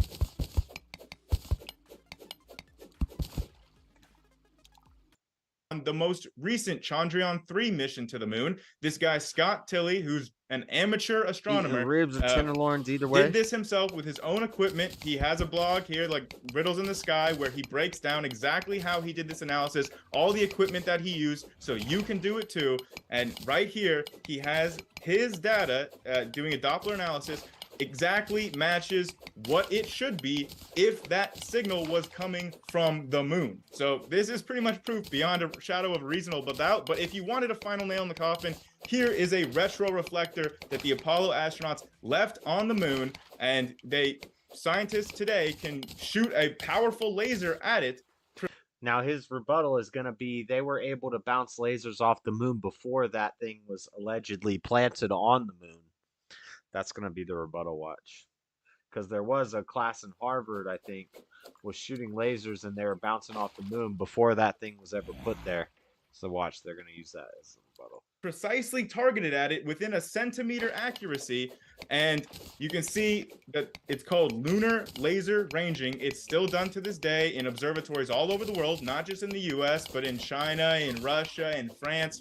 There's observatories all over the place. They routinely do these lunar laser ranging measurements, and they literally hit these devices, and you know that they have to be hitting these devices because the signal that they get back from them is not just from hitting the moon's surface. That's called an EME, and the type of signal that you get from hitting specifically these retro reflectors is... So see, he addressed their rebuttal will be what I just said, and he addressed that before they even have a chance to rebuttal. Good debate skills. This guy's smart. Completely different and cannot be replicated without this specific piece of technology physically being on the moon, left behind by the astronauts. And with that, I will end my presentation. All right. Thank you so much for your opening statements, everybody. Oh, now I gotta fix this screen. Look at that. See? See, I came down here to get to this red stuff, all right, but so I don't that even was think our I can find introductory that. statements, everybody. We're going to go into an open discussion. Just want to remind everybody hanging out in the live chat to hit the like button, share this out in those spaces that you like having these discussions. We are a neutral platform. We host debates on science, politics, and religion. We hope everybody feels welcome in this space. Let me turn up my preamp a little bit because that's not going to be important in 2 seconds. So we're going to go into open discussion, and thank you so much, everybody, for being here. Let's go to radiation. What do you think the radiation is that they experience in the Van Allen belts? Okay, so the radiation, as I understand it, and I'll pull up my article here. Gotta get back to it. If you just look at the thing, like if you actually look at I know what it looks like, the moon lander, and I'll pull up an image for people to see. What's the type of radiation? Do you know it? It's charged particle radiation, right? It's not a wave. I'll get to a quote from like BBC or history.com or whatever in a second. I just want people to look at this and just very carefully look at what we should assume is radiation shielding, and this stuff is basically paper thin and buckling everywhere. It's flimsy and fake. It basically looks like paper mache and tinfoil. There's also incidentally there's no exhaust burn hole or crater. There's no windows. There's no stars, and we'll get to the stars in a second. Okay. Now, in terms of I can't mine into this red rock. What the heck? The Van Allen radiation belts, according to BBC, quote, some people don't believe in the space shuttle and the missions to the moon because they think the journey itself was impossible because of something called the Van Allen radiation belts. The Van Allen belts are huge belts of radiation that surround the Earth. Yada yada. Get to the end here. Radiation sickness occurs when you have been exposed to around 200 to 1,000 rads of radiation within a few hours. So is radiation fake, or is the Van Allen radiation belt really keeping us from going through? So it's the same thing that they don't want people exploring. Was similar to a chest X-ray. Yeah, so they make up this flat Earth. The average exposure between all the missions was 0.8 rads. Look at that leaky piece of that leaky bucket full of holes, and go back and assume that But you understand that the radiation shielding, it's not effective. It's busted. They would have died. The radiation wasn't waves; it was charged particles, right? So waves are reproduced. Well, the shielding was busted. Is the point? The shielding was aluminum, and they had insulation in the aircraft. So the insulation. Oh, what did I say? So there's electron charged particles and proton charged particles. The aluminum blocks, if it had been made of lead, it would actually produce X-rays. So they're not rays, so they don't pass through the material. The particles have to be will interact with that material. And most of those particles if the shielding, get blocked. you're saying that if the shielding is busted, it would still work. The shielding's not busted. I don't know what you're talking about. There's no busted shielding. I can zoom back in. But anyway, in answer to the light angle question, your argument, and basically history.com's argument, is essentially that the light of the sun is blocking the dimmer lights behind it. And this can you go out during noon? When you go out there during noontime, can you see the stars? Often, yes, to various degrees. Okay. Depending on where you're at. So most people would say, no, you can't see the stars. And in fact, well, it depends on where you are in the time of year. In fact, you can see the moon that time of day sometimes. In point of fact, you can see various angles in a country setting with light at various settings right here. You can always, to some degree, see, even with light. They blew up the rocket with it.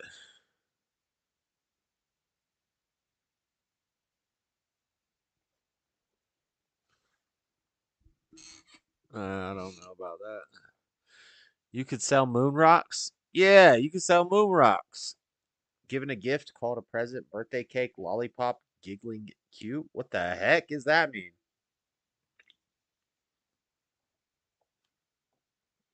Radiation belt is a failsafe. Some civilian builds a rocket, the government can stop them because they have to protect that person from harming themselves. No, not the radiation. What's up, Girosock? I was doing physics about it yesterday for like that 5 hours. I'm done with it. Radiation's not real. It's a figment of your imagination.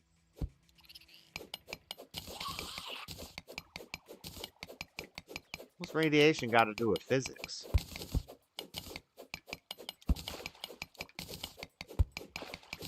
Nukes are fake. So is the Van Allen radiation belt. We went to the moon. It was easy. It was easy. Not even a big deal. Look at that zombie just jumping like a mug. Oh! No, not what I wanted to do.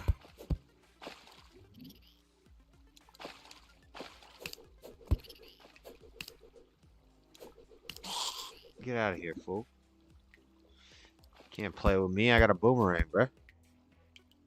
Where am I going? Where do I want to go? Let's look at the map. We need to just keep going deeper. So what's the deepest point we got? Over here? Yeah. Yeah. Yeah.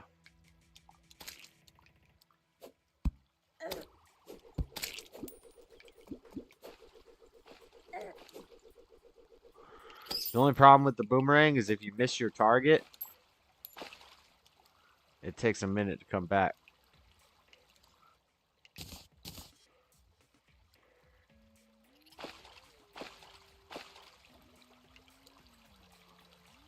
Oh, a heart.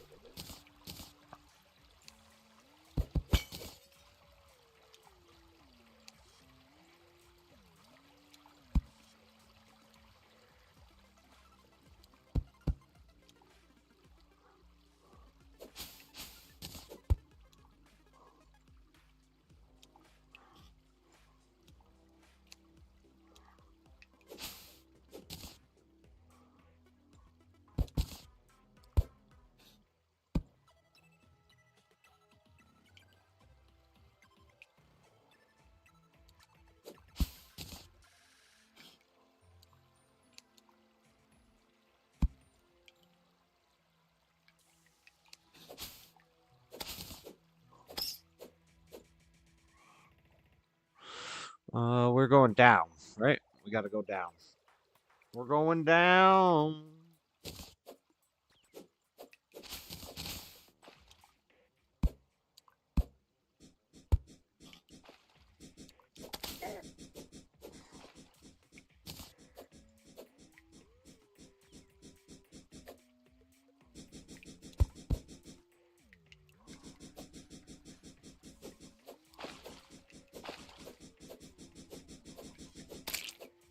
Got him.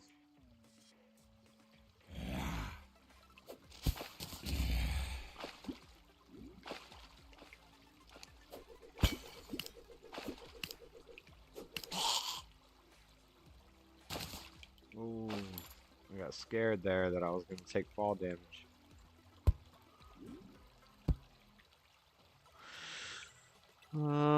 We got water. We got water here, but not over there.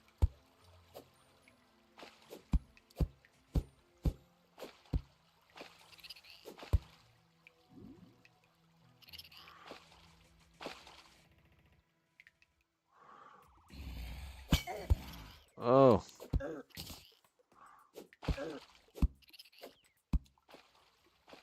Need more torches.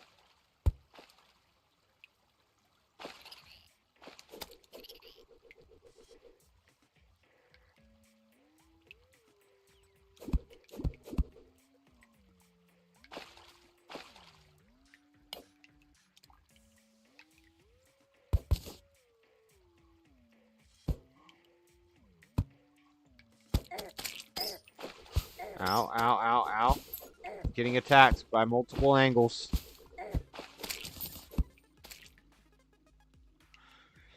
I need more light. It's getting darker than a mug down here.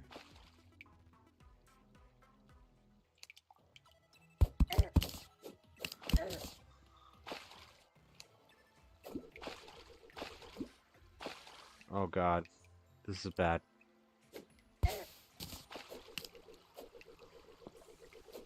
I think it's nighttime.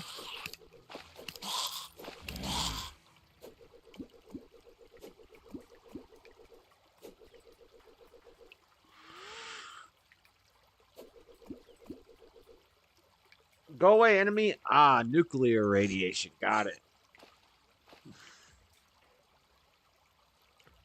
What type of radiation is electromagnetic? In your face or light all over the soil much more than you might see in the Moonlander setting, which is what we're sort of comparing to here. The Moonlander's light was at a very, very deep, even. It was brighter. Angle, basically. You understand the sunlight was brighter to people on the moon than it would be to somebody here on Earth, right? Well, where's the stars when it's actually much less bright than the pictures I just showed you? Where Wait, they're no, bright. that's the sunlight is brighter there than it is to us on the Earth. But first of all, they're not looking at the sun.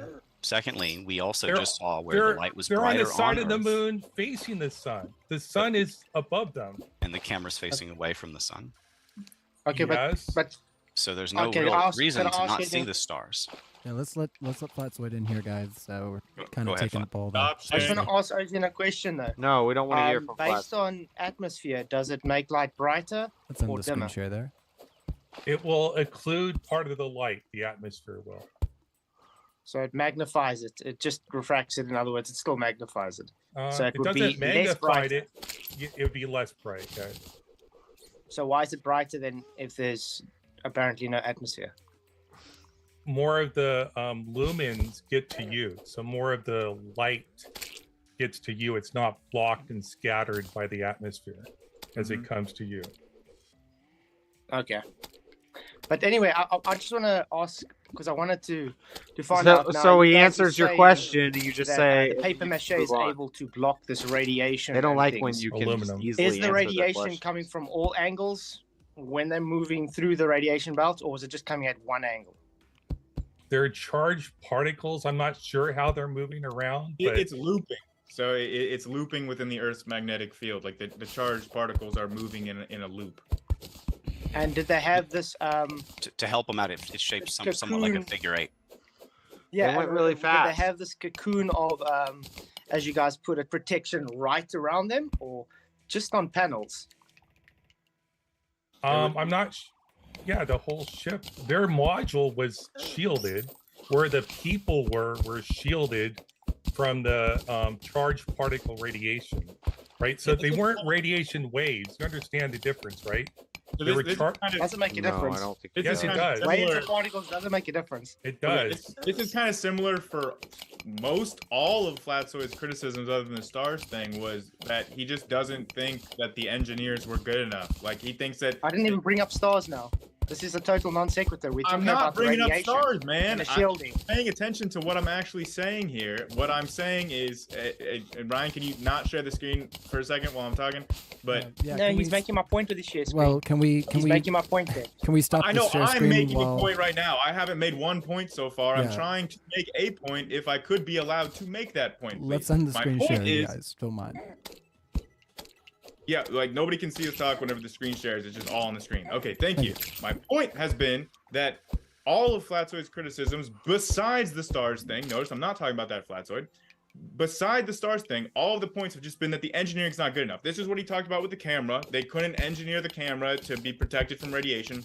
They couldn't engineer the film to like keep the dust away. They couldn't engineer like the module to protect the astronauts from Regular. radiation. All of his criticisms are just that they couldn't have possibly engineered that because he doesn't Okay, provide can them. you show He me? said Can you because show me the- the shielding on the camera? He says that because the camera that they used was apparently just a commercial camera, and all of the experience he shows are just the commercial brand said of that. camera. The camera was inside the module. The module is shielded. There's no like radiation on the surface of the moon. Well, there's solar radiation. You get some from the sun, but it'd be like having walking down the street with a camera. If you leave it out in the sunlight for too long, it can, I believe, mess up the film eventually, but that would take a long time. Okay, and on the moon, do you have any of the protection from the atmosphere, from the gamma rays coming from the sun? Well, primarily the protection would be from the magnetic field, which you wouldn't have that on the moon. I get it. There's more radiation on the moon's surface. That's why they had to take proper precautions in their engineering. And I don't see why And can you explain what? impossible to engineer for that. Would you explain how they took They don't precautions trust for that, in the please? engineers. The The white casing you of think the that they device. engineers. The casing of the device provides enough shielding. I don't see how that's a big Did you deal. see what the Hasselblad is made out of? At some point, I want to address or rebut Grayson. Just give, I don't know what's last over in point this there, and cave then over here, we'll but get we're over about to to find out. Yeah, I just want to know the composition. There's of lava. what the Oh, Hasselblad no. camera is made out of. Can you show anywhere there where it is shielded from the gamma rays from the sun and keeping the dust out and changing the lenses would be impossible due to that fine particle. Gamma radiation? You know how a You phone mean camera UV works? radiations? Just one What second there. you mean UV? if you know how a film camera works, it would be impossible to be able to change the film in You that said gamma environment. radiation One second, from the Ozian. sun. We got to let him wrap up his question there, and then you definitely. I'll give you a chance to respond, but yeah, let's wrap up your question there, Flatsoid, because Dustin's been waiting. Okay, yeah. Just gonna say, it would be impossible due to the mechanics of the camera, because it was a film camera, to be able to take the film out, stick a new cartridge in, and not have the dust everywhere and the vacuum causing the issues with the film, and because of the radiation thanks to the sun. I do want to address that, but I don't know if we're going to Dustin or what. If you can do that in like 10 seconds. Yeah, and then we'll okay. carry So the camera that they used was not just an off-the-shelf Hasselblad camera. I mean, all your experiments were just off-the-shelves, commercially available cameras. It was modified by NASA. It's not just a commercial camera. And to prevent it from dust, first of all, dust doesn't just flitter around on the moon's surface, right? There's very little atmosphere. It just falls back down. It's not floating around on little like air currents like it does here on Earth. All So right. you don't. Again, that addresses it. All right, thank you. You don't guys. need any more protection from the radiation that you do on the Hey, Earth. come on, Hold on, Ozian. fellas. We gotta hand it back over to Dustin, give him a chance to ask his question, and I think what you just said will spur more conversation. I don't think Flatsoid's gonna forget what you just said. So over to you, Dustin. I don't want to spend too much time on gravity itself, but even Newton did not believe in gravity, and he actually thought it was so great an absurdity that nobody would believe it who had basically a thinking mind. The quote is here. Quickly to rebut all governments being in on it. Well, they are, literally. There's an Antarctic 911, this call is being Good thing we don't use Newtonian gravity anymore. You ready? treaty, which is where they started to all get in on it. But it really, it really came before that, because this is a 500-year-old lie. It goes back to Copernicus, Galileo, Newton, and these other seancists. And it goes back to learning against learning, which is Cardinal Wolsey's strategy, which is papal approved, to create fake science and flood the world with it in response to people reading the Bible for the first time for themselves, which was basically what we call the Reformation. It's not perfect, but this is history. Rome failed to overthrow the Reformation with a military fleet, with Spain invading the UK. Lava. This is my first time seeing hot lava. And break away from Rome, and they wanted to break faith in the Bible using fake science in order to reclaim and maintain their power and world dominance. That's where we get fake science. Don't bring in the Bible to it, bro. The heliocentric this makes Christians look bad. This is why I dislike flat earthers so much, because they make Christians look bad. CIA, Russia, NASA, U.S. Army and this is just as bad. Motionless flat Earth as the foundation of their science. It's not a flat Earth debate, bro. It's a moon landing gravity, debate. Like we're covering lots of topics. Like, and you mentioned this guy's an an idiot. experiment that people could do. Also, I think Grayson mentioned one experiment that anyone can actually do is just moon presents cold light. Test He the just shadows wants to at talk night, about flat Earth versus the light at They're- night. That's all they the talk shadows about. are actually warmer than the cold light of the moon, which proves it's not reflecting sunlight. It is its own light. I'd like to address that. Proven by lunar eclipses where the sun is still visible. in And fact. now he's So, talking about stuff he doesn't I understand. don't. Is there water on the other side of this? Ah! While you address it, please. Yeah, let's- okay. All right, Can let's we have a cover screen gravity share, and then first? we'll come Like- back to it in a second. Like first, I want to address the cold moonlight if I can. Yeah, we should cover both. Okay, just All right. on the thing of the cold moonlight, it's pretty Okay. easily debunked that Oh, it's the literally water was just that supposed you're to work near its way things into that there. reflect thermal radiation. If you get away from things, like if you were to cast like shade from the moon very, very far away from like where you wouldn't have any kind of thermal radiation like being reflected, then you wouldn't observe that effect. And if you just want to make extra certain, do this yourself, Justin. Measure this. They never do on a experiments. full moon. Look at the shade versus not shade of moonlight. Measure the difference, and then come back on a 'Cause new when they moon do at the experiments, exact they get same proven locations. wrong. Mark exactly where you made those measurements, and you will find the same difference on a new moon with no moonlight. So there you go. You can do it in a parking lot where there's nothing nearby that would maintain a difference in thermal mass, and it would be pretty How much would you get the even. shadow?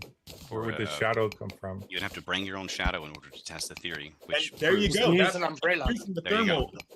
Yeah. You can use an umbrella, you're going to get the same effect. It's got to be like literally 20, 30 feet away. Are you gonna do that? Do it with that, and then That you will doesn't- see what An the umbrella result would work. If you hold an umbrella, it would work. Well, you're You standing can next to literally it hold too. it, you can hold, you can measure it, and then while you're measuring it, stick the umbrella in front of it and see a difference.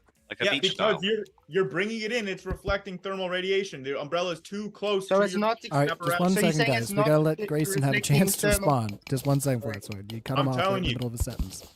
Redo this on a new moon with the exact same setup, you will get the same results. It's because it's Hot bouncing lava. back thermal radiation from your little umbrella or whatever you're using to create the shade. It's pretty obvious. It's been done where they've cast shade with something that's like 30 feet away and you don't measure any difference. There's no such thing as cold moonlight. Okay, can I just say something about that? So you saying it only gives off radiation when you got shade there? No. So then Wait, what's what gonna I make the just difference said was with the the complete shade or not? opposite of that. Flatsoid, what I just said was the complete opposite. So I don't know how you got what I was saying was literally the opposite of what I said. Because the radiation you understand comes from the ground up. Yeah, thermal radiation can be reflected by large objects that are casting shade. Yeah. So that's if you I want to make if the I measure shade. something, we'll let him if respond I measure the radiation, the temperature, and I stick something in the way that the light changes and it changes the temperature, yeah, you're saying it still radiates the same or different? No, I'm saying that what you've stuck in the way is literally reflecting thermal radiation causing to heat up. What you need to do is cast that shade from way far away so that there's no chance that it can reflect thermal radiation, which I've never seen a flat earth. The thermal radiation comes down. It's too up. friggin' It hot. bounces down from the ground upwards. If I you're tried sticking to something swim in in the the way, lava. that's not going to cause you from getting a different reading. What you've stuck in the way is bouncing that thermal radiation back. Okay, you can radiate thermal radiation at You know 360 degrees. Let's see if we You know how the got. thermometer works. It points that way. It Let's see if doesn't we got pick anything up we need to behind it. make stuff. What are you talking about, dude? It heats up the air. Directionality. As That's the your radiation downfall, reflects directionality. back down, it's going to heat up that air below. I don't But see we what anyway, y'all are anyway, so off the topic against. of moon, I want to. Can I get back to quickly the Hasselblad camera? No, I want to never go ever back said to the anything about- statement about Isaac Newton that was false. So we covered something that was false about Sir Isaac Newton. So before we Address move it. on. Yeah. That's Okay, fine. so Let's carry on. So Sir Isaac Newton believed gravity was true. He just thought there was some supernatural force that was causing that interaction, and then other people thought it was some type of ether, whatever, that was causing that, allowing that attraction to happen through some type of medium. So he believed gravity was true. He just thought it was some type of supernatural force. No, do you know who C.V. Boyers is? CB, no. He's the one that introduced Newtonian gravity after Newton died, because Newton did not want to be ascribed to it. All right, It sure. says right here he believes in gravity. He just thought it was immaterial. He also wrote like put it thousands, up there maybe hundreds of thousands of pages Fiction. on alchemy, and I'm pretty sure he died drinking mercury. Yeah. If that's all true, it doesn't invalidate anything that he said about gravity. He says Well, gravity. it goes to motive he and says agenda, right here. No, it which says I'd love right to here. talk to. He says gravity must be caused by an agent Agenda. acting constantly The according to agenda. certain laws. We want So to he thought gravity was true. He just ascribe thought it was agenda caused to by an NASA agent. and the That's what the he's moon saying in landing your people. own quote. That But you they can't posted. show an Maybe agent. try us. They cannot See if you demonstrate can an agent. ascribe an That's agenda to fine. the But flat an invisible earthers power that He is still and sort believed of the gravity God was landing real. hoax So he still people. believed gravity was real. He I just can thought it was caused easier by an agent. ascribe an Well, agenda he to admitted them. that you have to have an agent to have gravity, and there's no such agent. It's a debunked theory, and he did not want it published until Really? after his death for a reason. Can we quit Yeah, the screen? you see share the now? thing is, Okay. you see the thing is, he I was just knew gonna say, because he, gravity's not a debunked theory at all. okay. First of all, you would agree F equals ma holds true. In certain non-relativistic settings, No, if you always require force or mass to accelerate. That you is can natural. also law. F equals ma does not hold true for light. You need to use a different formula. So no. What is Yeah, light? just like a always- minute or two. What is light? Are we really getting into a debate about what is light, Flatsoid? This is supposed to be about the moon. You're saying F equals ma doesn't work with light, so what is Yeah, light? it's then? it's an excitation of the electromagnetic field that's quantized. Who Uh, cares? We're on the moon landing subject. There, right now. there's a foundation of false science that can all be picked apart, such as gravity heliocentrism movement curve. We could go a lot of ways, and it's all built on sand, I think is the point. I would like 1 minute at some point to address some of the things we talked about, like gravity. Yeah. Sure, if you want to go ahead right now and expound some ideas, but if you wanted to get into, I think you had mentioned before we started, there was some historical stuff that you wanted to talk about as well. There's an agenda. There's the Canadian coming out. Yeah, go ahead. There is an agenda behind it, and this occult overlay to Newton is not a one-over. It's pretty much the theme. It's the pattern. Rome has a bunch of occult seances that are inventing her so-called science, and actually comes from things like Hermes' Emerald Tablets, which he was obsessed with and translated. He actually read in there, quote, it's talking about the sun here. Its force is above all force, for it vanquishes every subtle thing and penetrates every solid thing. It's just paganism, trying to replace what had been understood by every other religion on earth, including the Christian religion, to be a flat, central, geocentric, not moving, young Earth. I am going to ask us to pull it back in and try to focus on the moon landing, because I know we are getting a little sidetracked on some of the other topics that we do discuss on Modern Day Debate, and we'll certainly arrange those debates in the future if you guys are interested. But for now, let's try to focus on what happened in the 60s and all the things that were surrounding that. So if you guys can, let's try to focus. Flatzoid, over to you. Okay, yeah. So would you guys say you'll be able to demonstrate us your moon landings violating the second law of thermodynamics? It doesn't. It does. What's the second law of thermodynamics? Oh, you can't have a vacuum. Increases in an isolated system. I'm thinking of flat Earth. The universe is an isolated system. There's other systems inside the isolated system. We don't know. So an open system and closed system is part of thermodynamics. But it's not the second law. We don't know if the universe is a closed system. We just treat it as one.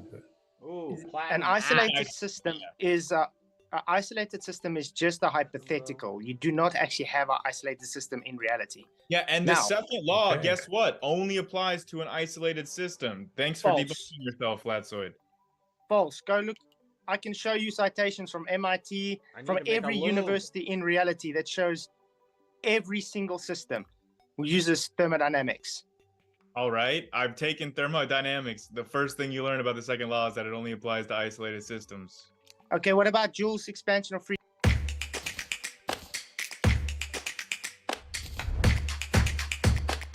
gas? Do you know what that is? It's not on the topic. Makes it more of a rule. Oh, you just said you studied thermodynamics. Joule's expansion of free expansion of gas is part of thermodynamics. We're supposed to be talking about the moon landing. You're trying to which change debunks the the moon subject. landing because you cannot listen. This debunks the moon landing because it's in Narnia that violates the second law of thermodynamics. In Narnia? Not in Narnia. It's it magical doesn't science. violate. It actually supports it. It explains why we have a gas pressure gradient as we go up in elevation. The hell is Scientism. That's delta X, yeah. Sorry. I just want to say, do you know what delta X is? Change in position. Great. So gas pressure gradient comes after gas pressure, which first requires containment. You're already hopping to... No, why does gas pressure... If you got a tank, can you measure the gas pressure difference from the top and the bottom of the tank? Can you measure it? What's the size of the tank? Let's say it's 4 feet tall. Is it enough of a... Right? You probably can't. You understand? You already literally made a point. A tank. You probably can't. Okay, but can you measure the gas pressure difference on Earth as you go up in elevation?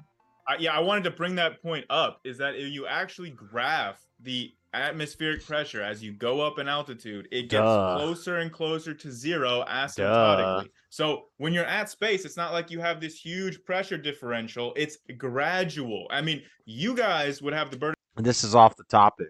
This is still flat Earth. We're talking about vacuum in space, which is a retarded point. I'm sorry, flat Earthers, but stop it. Stop it. With the vacuum, you can't have a vacuum without a container. Cut it out. I don't know about flat Earth, but the firmament is real. They can't get through it. Okay. Whatever, buddy. Whatever. The firmament was the separation of the waters from the waters. There was a layer of water around the earth. And that's what broke in the flood that every civilization writes about and talks about. The Great Flood. So the same people who get the firmament from the Bible and they think it's some glass dome don't read the part of the Bible where it says that the firmament broke. The waters were no longer separated from waters. The waters came down, and then the continents were separated during the flood. The firmament broke. There is no more firmament. Before the flood, people lived much longer because of less radiation, less toxins in the air. All that stuff hadn't been unleashed on the earth yet. We're living in basically a nice little utopia terrarium. When it flooded, it had never rained before. People were like, what's rain? The reason it was able to not rain is because if you know how a terrarium works, I've gone through this many times, chat. If you know how a terrarium works, it's a perpetual cycle of condensation, evaporation, precipitation, all that stuff, all the cycles of water in a terrarium. That's what the firmament was. It was the outer layer of water that was like the lid to our terrarium. And we had a perfect cycle in Earth. Perfect humidity, no radiation from the sun. Everybody's living 900 years, but everybody's sinning. And then we get the flood. That's when the firmament breaks. The waters come down. And then they cover the earth. And then when they finally recede some, the land masses come up. And the world is divided. World been divided. Now no more firmament. No more firmament. Firmament's all gone. Firmament's all gone.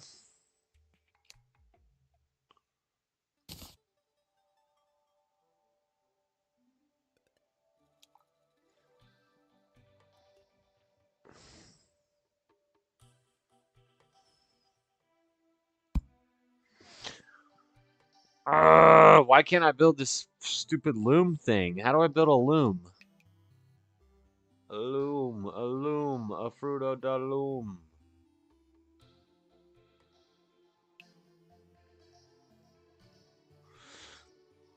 I can build a platinum axe. 8, 6. I'd rather have a platinum pick. Pointy silver pickaxe.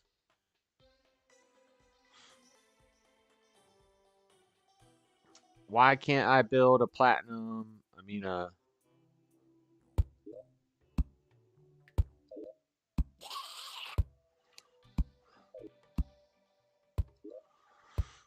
see.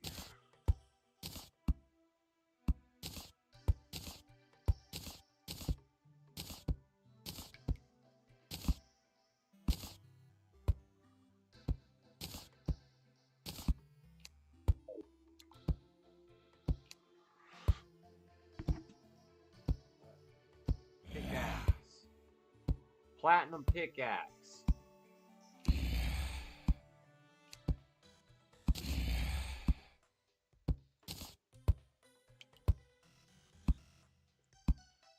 Inventory's full.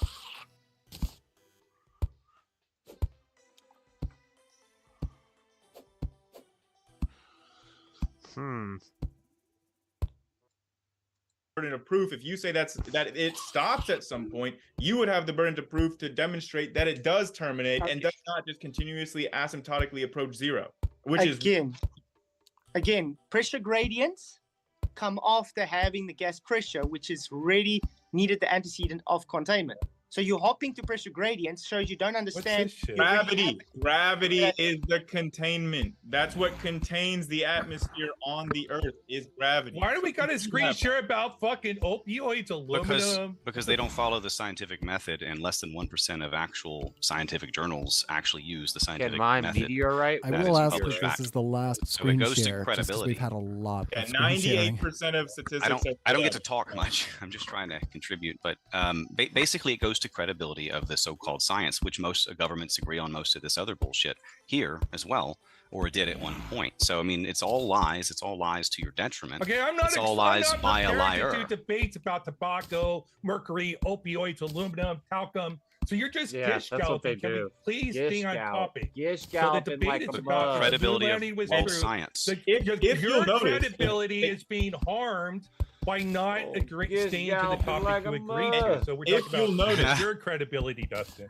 If you'll notice, in my opening, I cited things from non-scientists, from amateurs that had done this themselves and verified for themselves that the moon landing happened. So that didn't involve any scientists. That was amateurs doing this for themselves. And you could too if you had the will to get this equipment, set it up for yourself, and learn how to do it. All right, I'm going to inject a wild card, guys. Guys, I don't want to put you on mute. I don't want to put you guys on mute. Just 1 second. I'm going to ask us to do something wild. Let's go back to 1969, Apollo 11. And talk about the like I said, let's moves. try to focus on that mission and what exactly was going on with that. Just like I said, try to focus this in a little bit more because we are getting a little bit out here when we should be here. Can I give a minute toward? Can I actually answer why they did it for just like a minute? Sure, if it's I would- about that topic, that'd be great. Yeah, let's try to get The into agenda it. was to sell the whole cosmology to the masses so that they would fall away from scripture, from the faith. It's actually called the Great Apostasy and Prophecy. Oh my God. I'm sorry, No. wrong one. I need to find The Great this Apostasy has particular nothing one to here. do with flat Earth. Anyway, the point is that scientists right here. Rome, as I mentioned earlier, was basically It's a at war, deception. and they introduced learning against learning, Cardinal Wolsey. This guy's an op. And these guys were all into the occult. And that's when we get into all of these so-called scientists, which are seancists, including Copernicus, including Galileo, who was a psyop. Yep, when I He go supposedly camping. was a heretic, but real heretics were burnt at the stake with their Bible tied around their neck for daring to read or translate it. They weren't given comfortable retirements. Dylan, help and all me of their out. math is filled with What am I supposed to 666s do, everywhere. Dylan? It's just nonsense. House Hocus arrest pocus. is comfortable retirement. Okay. You're gish Yes. galloping. Who cares if Galileo was part of the CIA? Moon landing. Well, they faked that it is to make you that not is believe in comfortable God. retirement. If you These are- consider it, you would be burnt at the stake. Most Christians, Without these most 5 or 6 Christians people, believe in the nobody moon would believe in landing. this. These are Most 6 or so Christians- people who sold it to us. Most Christians believe in the moon landing. So you're just saying they're not true Christians? They're not reading the Bible. No. Oh, so Mm-hmm. they're not true Christians. But God says the But that's Bible is another- flat. So listen to The world is this. flat. All the But that's Christians there, another- God if says you the world is believe flat. we went to the moon landing, he this thinks guy's you're a fake Wait. Christian. I just think That's you're not what reading he's the Bible. saying. Okay. I would But I be a just wanted to proud defend Jew. myself. I'm a Oh, proud I was Jew, on even mute. though I'm not. Yes, Stop it. everybody. Stop it, y'all. That is what we are Just doing. We're shut gonna up get about I didn't the know focused. the J Bible word. talks Seriously, about the shut moon up. landing. We're trying to stay on subject. You want to talk about retroreflectors? Can I finish? Okay. So anyway, yeah, I would like to have that flat Earth Bible debate with Dustin sometime against someone. But for now, I'm still on the Hasselblad camera and still on gas pressure and still on the dust on the camera. First of all, like he's saying, their credibility is shot, so you can't accept that. I'm saying you don't have gas pressure out containment, so that's a shot. The Hasselblad would not work there. That is shot. The LM, we can even go on to that. Do you know how much times they tested the LM on Earth? Did they get it successfully to work once on Earth? The landing module? I'm not familiar with the story. No, of the, It doesn't. It's not landing designed to module. work on Earth. It can't work on Earth because of Earth's gravity. It would just collapse on its own weight. It couldn't even be built. The recreation. They say there's a recreation model of it at NASA. I took a field trip to NASA, by the way, at Cape Canaveral when I was a kid. We had astronaut ice cream, and I've watched a bunch of shuttles take off. Many shuttles taken off. If you live in Florida, you know when the shuttle's taken off, you just look at the sky. And I've watched shuttles take off from Daytona Beach, Cocoa Beach, St. Petersburg, Clearwater Beach. Watched many shuttles take off. And guess what? They don't curve and come back down. No, that's not true. They disappear into the sky. The reason it looks like they're curving is because the world is spinning below them. And they're getting up there, and as they get higher and higher and higher, the smoke trail looks like it's curving, but it's not. The world's moving. It's crazy. and took a field trip to NASA, saw the lunar module recreation, and it says on the plaque, this is a recreation. This is not the actual lunar module. Why? Because we couldn't, the lunar module doesn't work on Earth. It's not designed to work on Earth. It can't even stand up on Earth. It would collapse under its own weight. But in space, it works. It's like how when you're underwater, you can do different things. You can lift things that you couldn't normally lift. But then if you were up on land, all of a sudden you'd be crushed. Same thing with the lunar module. Simple stuff. They have successfully landed, what, 6 or 7 of them now, at least, on the moon? Like just the last year, point. they've landed them on the moon. Your point is they're landing them on the moon in 2023. That's your point, right? My point is that the retro reflectors. I was still talking, Grayson. We're on a topic here, Grayson. I know, and I'm saying the LM, not the I am addressing what you said. Just let me finish talking here. Okay, the retro reflectors show that the mission moderator, he's taking away from my argument. I'm not, dude. I'm trying to address it. Let me finish a sentence. We're talking about the LM, not retro reflectors. One second. I know. I'm talking about that too. If you let me finish my sentence, I was still talking to Ozian about the Well, the LM was designed for the gravity of the moon too. So go ahead. No, listen. They tested it on Earth. Not once did they get it right. King James version the first or New International version? They got it right. Was on the moon.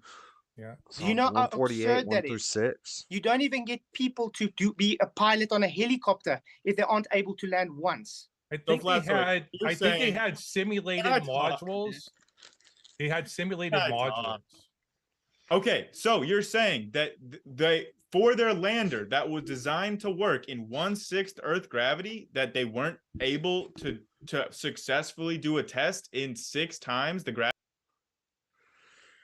Psalms 148, 1 through 6. This is ESV. Praise the Lord from the heavens, praise him from the heights, praise him, all his angels, praise him, all his hosts, praise him, sun and moon, praise him, all you shining stars, praise him, you highest heavens, and you waters above the heavens. Let them praise the name of the Lord, for he commanded, and they were created, and he established them forever and ever. He gave a decree, and it shall not pass away. Praise the Lord, the earth and sea creatures of the deep, fire and hail, snow and mist, stormy wind filling this world, mountains. What's the point? What's the point? And then tell me, once you tell me what your point is, then I'm going to ask you what does Psalms mean.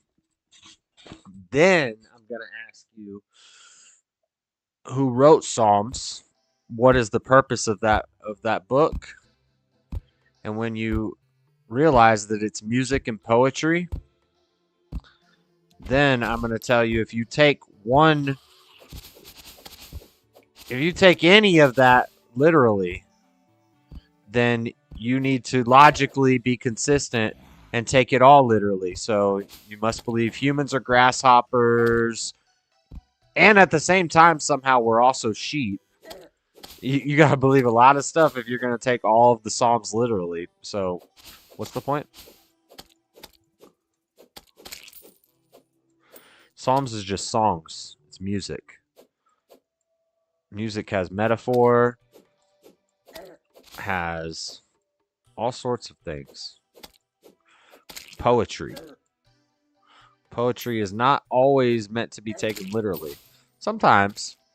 Most of the time, no. Especially not Daniel. Or David. Whoever. I think David. My bad.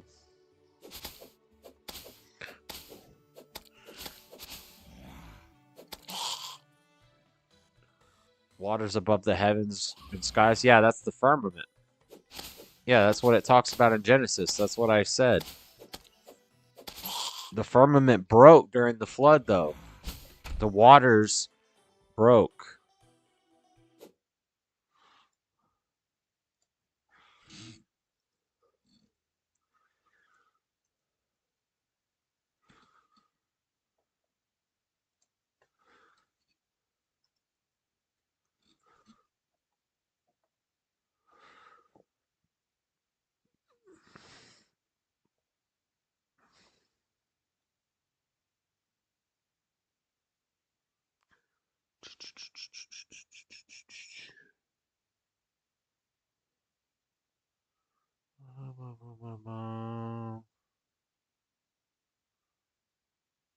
And also, if we're gonna be saying, if we're gonna assume that the biblical firmament is real, then it would just be a layer of water. And I do believe it's real. I just don't believe it's there anymore, because that's what the flood read. You just read it? Yeah, I don't know what your point is.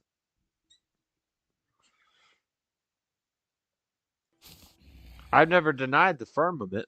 There definitely was a firmament. That was the separation of the waters um, from the heavens and the earth. That's what I said. But the firmament's not there no more because the flood happened. That's back when Earth was like Terraria. Earth was like a perfect little snow globe as far as weather. And then once the firmament broke and the floods came down, the waters receded and the nations were divided, then that's when we start seeing shorter lifespans. God limited life to 120 years. So what's the point is what I'm asking.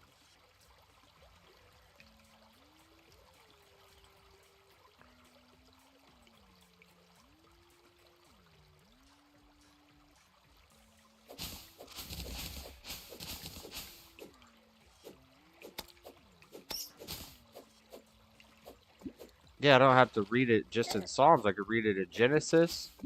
I could read it in all over.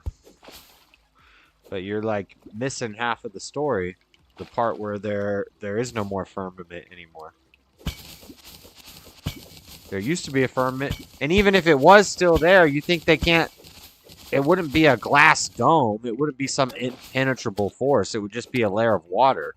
We could actually, if there was still a firmament, we could launch ships up into space, boats. We could launch boats up into space, and then they could float around in the firmament up there.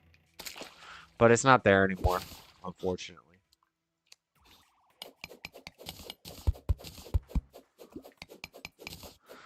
I don't ever agree to disagree.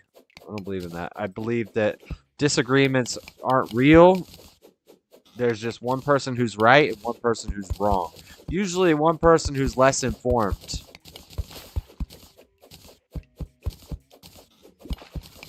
And I don't even know what we're disagreeing about. Oh, you think the firmament is still there?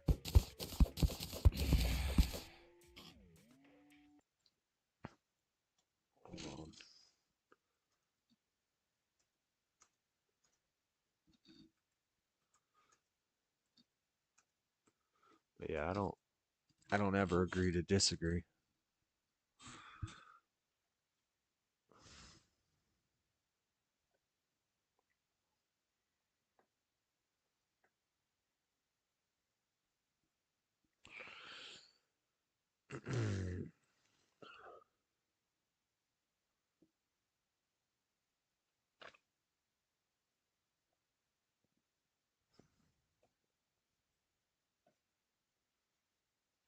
Water canopy. The firmament is a water canopy. Came down in a deluge during the flood. Flood came from the depths. I'm trying to find where it says that because I know it's in there. Had it ever rained before the flood? I don't think so.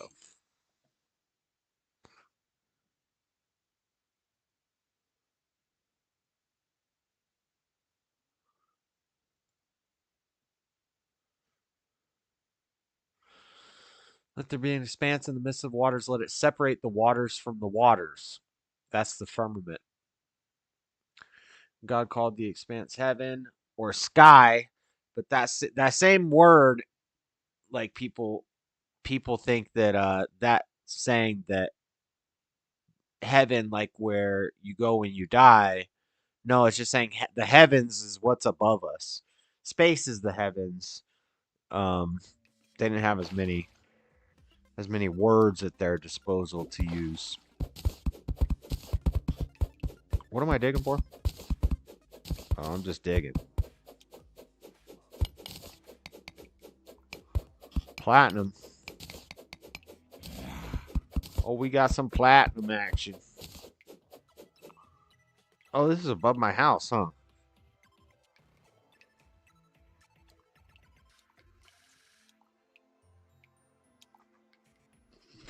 The weird part is the fact that this expanse, or the Hebrew word rakia, separates the waters from the waters. The traditional word for rakia is the firmament, while the expanse or the vault have been more recent ways to translate. Regardless of what you call this thing initially, we see that God names it later as the heavens or the sky. That is confusing enough because there are definitely major differences between a vault or firmament, which create a word picture of a dome on a building, and an expanse, which creates the word picture of an empty space. That doesn't affect a casual reader, but if you want a technical understanding, the difference becomes quite relevant. Things get a little better with the word heavens, shamayim, because that word is a bit more consistent in scripture, even though it does not break down to our modern differentiation between atmosphere and space. For the record, I am not a fan of the translation sky because, as I will explain below, I think that puts a modern atmosphere-looking square peg on the Hebrew shayim-looking round hole. Small issues of word translation are interesting to nerds like me, and maybe you too if you're reading this, but the post is not about that. Instead, the post is about something much bigger. What about the waters above the firmament? Where the heck did these waters go? Why doesn't anybody ever talk about this supposedly enormous body of water ever again? That's what... And the post, I believe this article is saying what I'm saying, but I haven't read that. I just clicked on something. Is that... Yeah, here we go. Well, here's a little image of it. Am I in a safe place?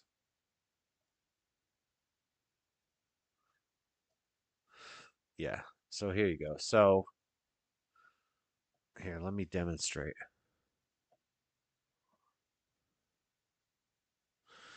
Where is my... All right, it's 5:19. I got to end the game. Let's end the game. We'll pick up later. We made a lot of progress. We did a lot of fun stuff. But before I go, allow me to demonstrate. Focus, camera.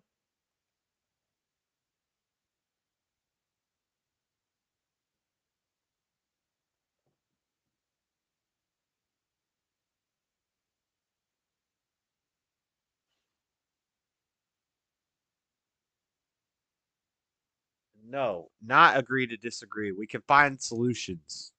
We can find solutions. We can find answers. The camera is all blurry. I don't know why. Usually that's a light issue.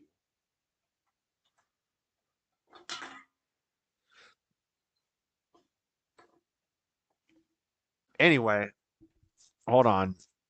I guess it doesn't matter if you can't see me, because I'm going to show you something.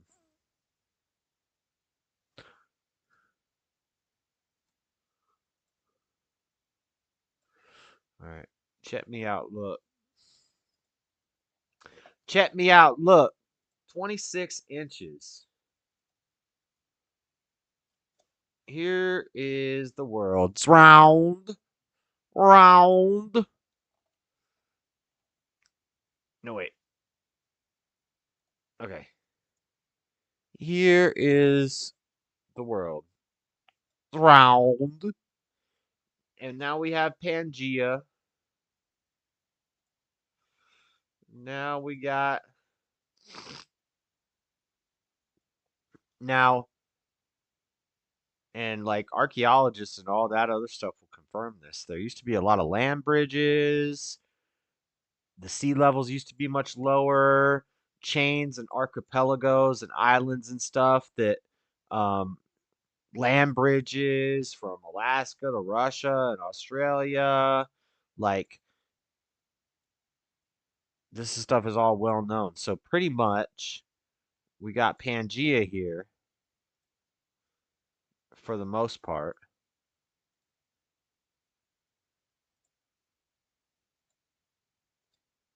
Now this is a ball. Then, and this is, in the beginning, God created the heavens and the earth was formless and void, and darkness was over the face of the waters. God said, "Let there be light," and there was light. And God saw that the light was good. And the light he called day, and the darkness he called night. And all this was the first day. On the second day, God created something else. I forget what he did on the second day. God created the birds of the air, the fish of the seas. Um, I forget. I forget. I used to have it all memorized, but I don't anymore. But anyway, this is the earth. And then God separated the waters. Darkness it was over the face of the waters. God separated an expanse for the waters.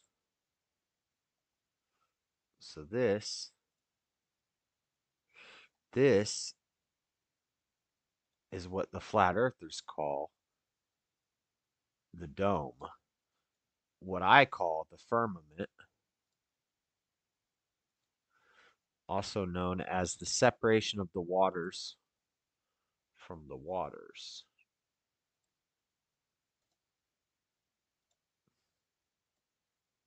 Now, you got people, they down here, they're building up their little Tower to Babel.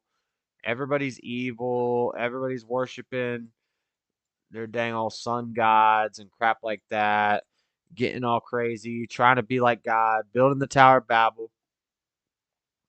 And God ain't liking that. God ain't having nothing to do with that. But during this time, it's basically a terrarium. There is no rain, right? There is no rain. There's just very high humidity levels up in here. Water evaporates into the air, and it's high levels of humidity, dust in the air. It comes down. Maybe there's rain, maybe there's not rain. That's debatable. But I'm thinking it's high levels of humidity, and the earth is just like a tropical paradise, which is why people start getting into more debauchery.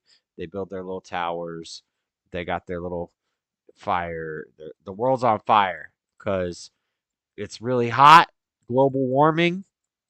It's hot on Earth, and people are partying, debauchery. The world's on fire. God's got to put out the fire that is on the earth. So, what does he do? What does God do? He decides he's going to unleash the firmament, unleash the kraken. He's going to break the firmament. Now, also, up until this point, people lived. This is when Methuselah, this is what civilizations and cultures called the Golden Age.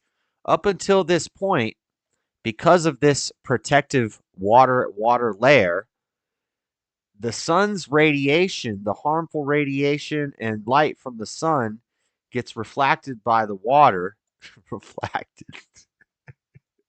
Gets reflected by the water, and everything's, other than the fact that people are debaucherous and sinful, other than that, lifespan is long, no cancer, no disease, no nasty GMOs in your food, no garbage. Everything is grown nice. All the animals are nice. You got dinosaurs helping the Egyptians build the pyramids over here somewhere, you know.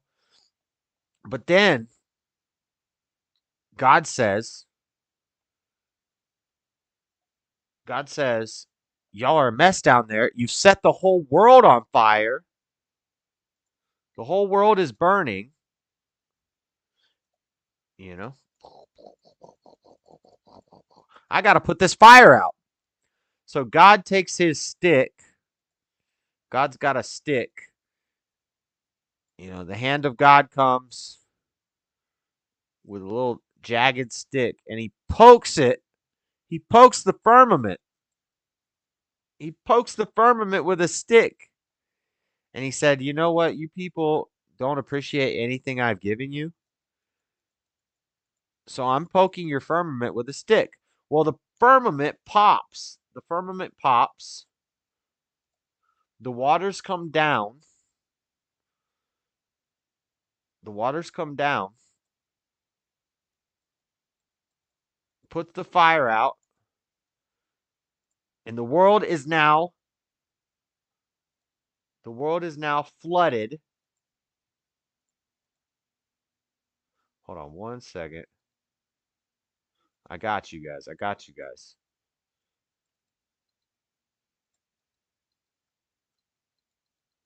I forget how to use man, I used to be a pro at using this. So now the firmament has broken. I need a solid circle. How do I get a solid circle?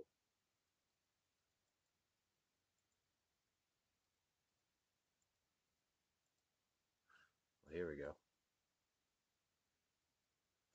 How do I get a solid circle? Solid outline, oil brush, no outline. Solid fill. There we go. Now the world is flooded. And you got Noah. Oh, crap. You got Noah on his little ark here in the water. But, oh my gosh. I can't click anything. Okay. Noah is in his ark in the water. He's happy. He's chilling with his family. He's got some brontosaurus babies, and he's got some elephants. Everybody chilling on the ark. You know, living it up. Old Noah here. But Noah knows that there's dang serpents in the water and there's leviathans. The Nephilim, a lot of the Nephilim got wiped out, but there's still leviathans in the water and sea dragons. There's dragons flying around in the sky. So God said, all right, let me get my stick again. He takes his stick again and he pokes it real deep into the earth in a few different spots. He pokes some holes to let the water drain. He pokes a hole right around what would be considered like LA today. And he pokes this hole right around what would be considered China today. He pokes a hole probably somewhere around Israel in the Middle East today. He pokes a hole probably in what we would consider Antarctica today. He pokes a hole, I don't know. Where do you guys think the tunnels to Agartha are? Anyway, you know where I'm going with this. So he pokes these holes to let the water drain. And these holes make cyclones that suck down all the water into the core of the earth. This slows down the core of the earth, slows down time. He limits the people's lives to 120 days. Noah sees some land. All the leviathans and the serpents and the dragons and the giants that survived the flood get sucked down into the core of the earth, which is Agartha. It cools down, making Sheol, and then those tunnels still exist to this day, and that's where the reptilians, because land appeared there first as the waters receded. Wherever the holes were is where land appeared first. So you get your little Asia, you get your little Africa and your Middle East, you get your little Australia down here at the bottom, you get your little California and your New York and your America here, and then eventually South America pops up somewhere. And now you have tunnels that lead to the reptilian Agartha hollow earth, and you have different countries and the nations are separated. Now there's no firmament, there's no waters protecting us, so the sun's radiation cooks us, cooking us, and we get cancer, and everything just becomes a mess. And that's how that works. That's the history of that's geology, history, religion, science, theology, everything you need to everything you need to know. Everything you need to know. Josh is somewhat of a master of MS Paint. Yeah, I'm kind of an MS Paint legend. That's the story. That's the history of the world. That's why the world is round. That explains the firmament. That explains the Tower of Babel. That explains Pangea, continental drift, tectonic plates. It explains why our life expectancy is lower. It explains the golden ages. It ties in Agartha. It ties in the dragons and the giants and the sea monsters. And there's no flat earth. I did it all without flat earth or the Jews. I explained it all without flat earth or the Jews. Skin cancer is from sunscreen, not the sun. Okay, I kind of agree with that. But I do think that our life expectancy, it says in Genesis, after the flood, he limited our lifespan to 120.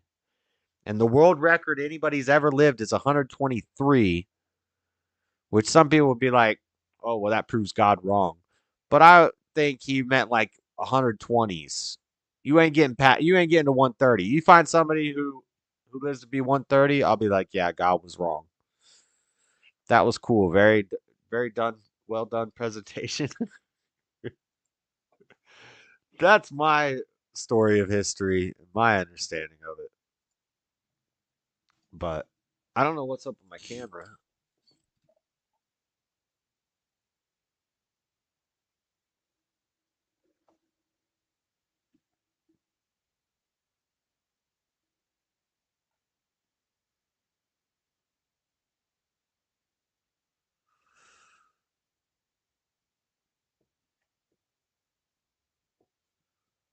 Oh, I fixed it. Right before the end of the show. I got to go, guys. I got to get some sleep. I got to go to bed and go to work tomorrow. That was fun. I wanted to talk. I thought there was a long Vivek Ramaswamy CNN town hall, so that's what's up with the title. But it was only an 8-minute clip.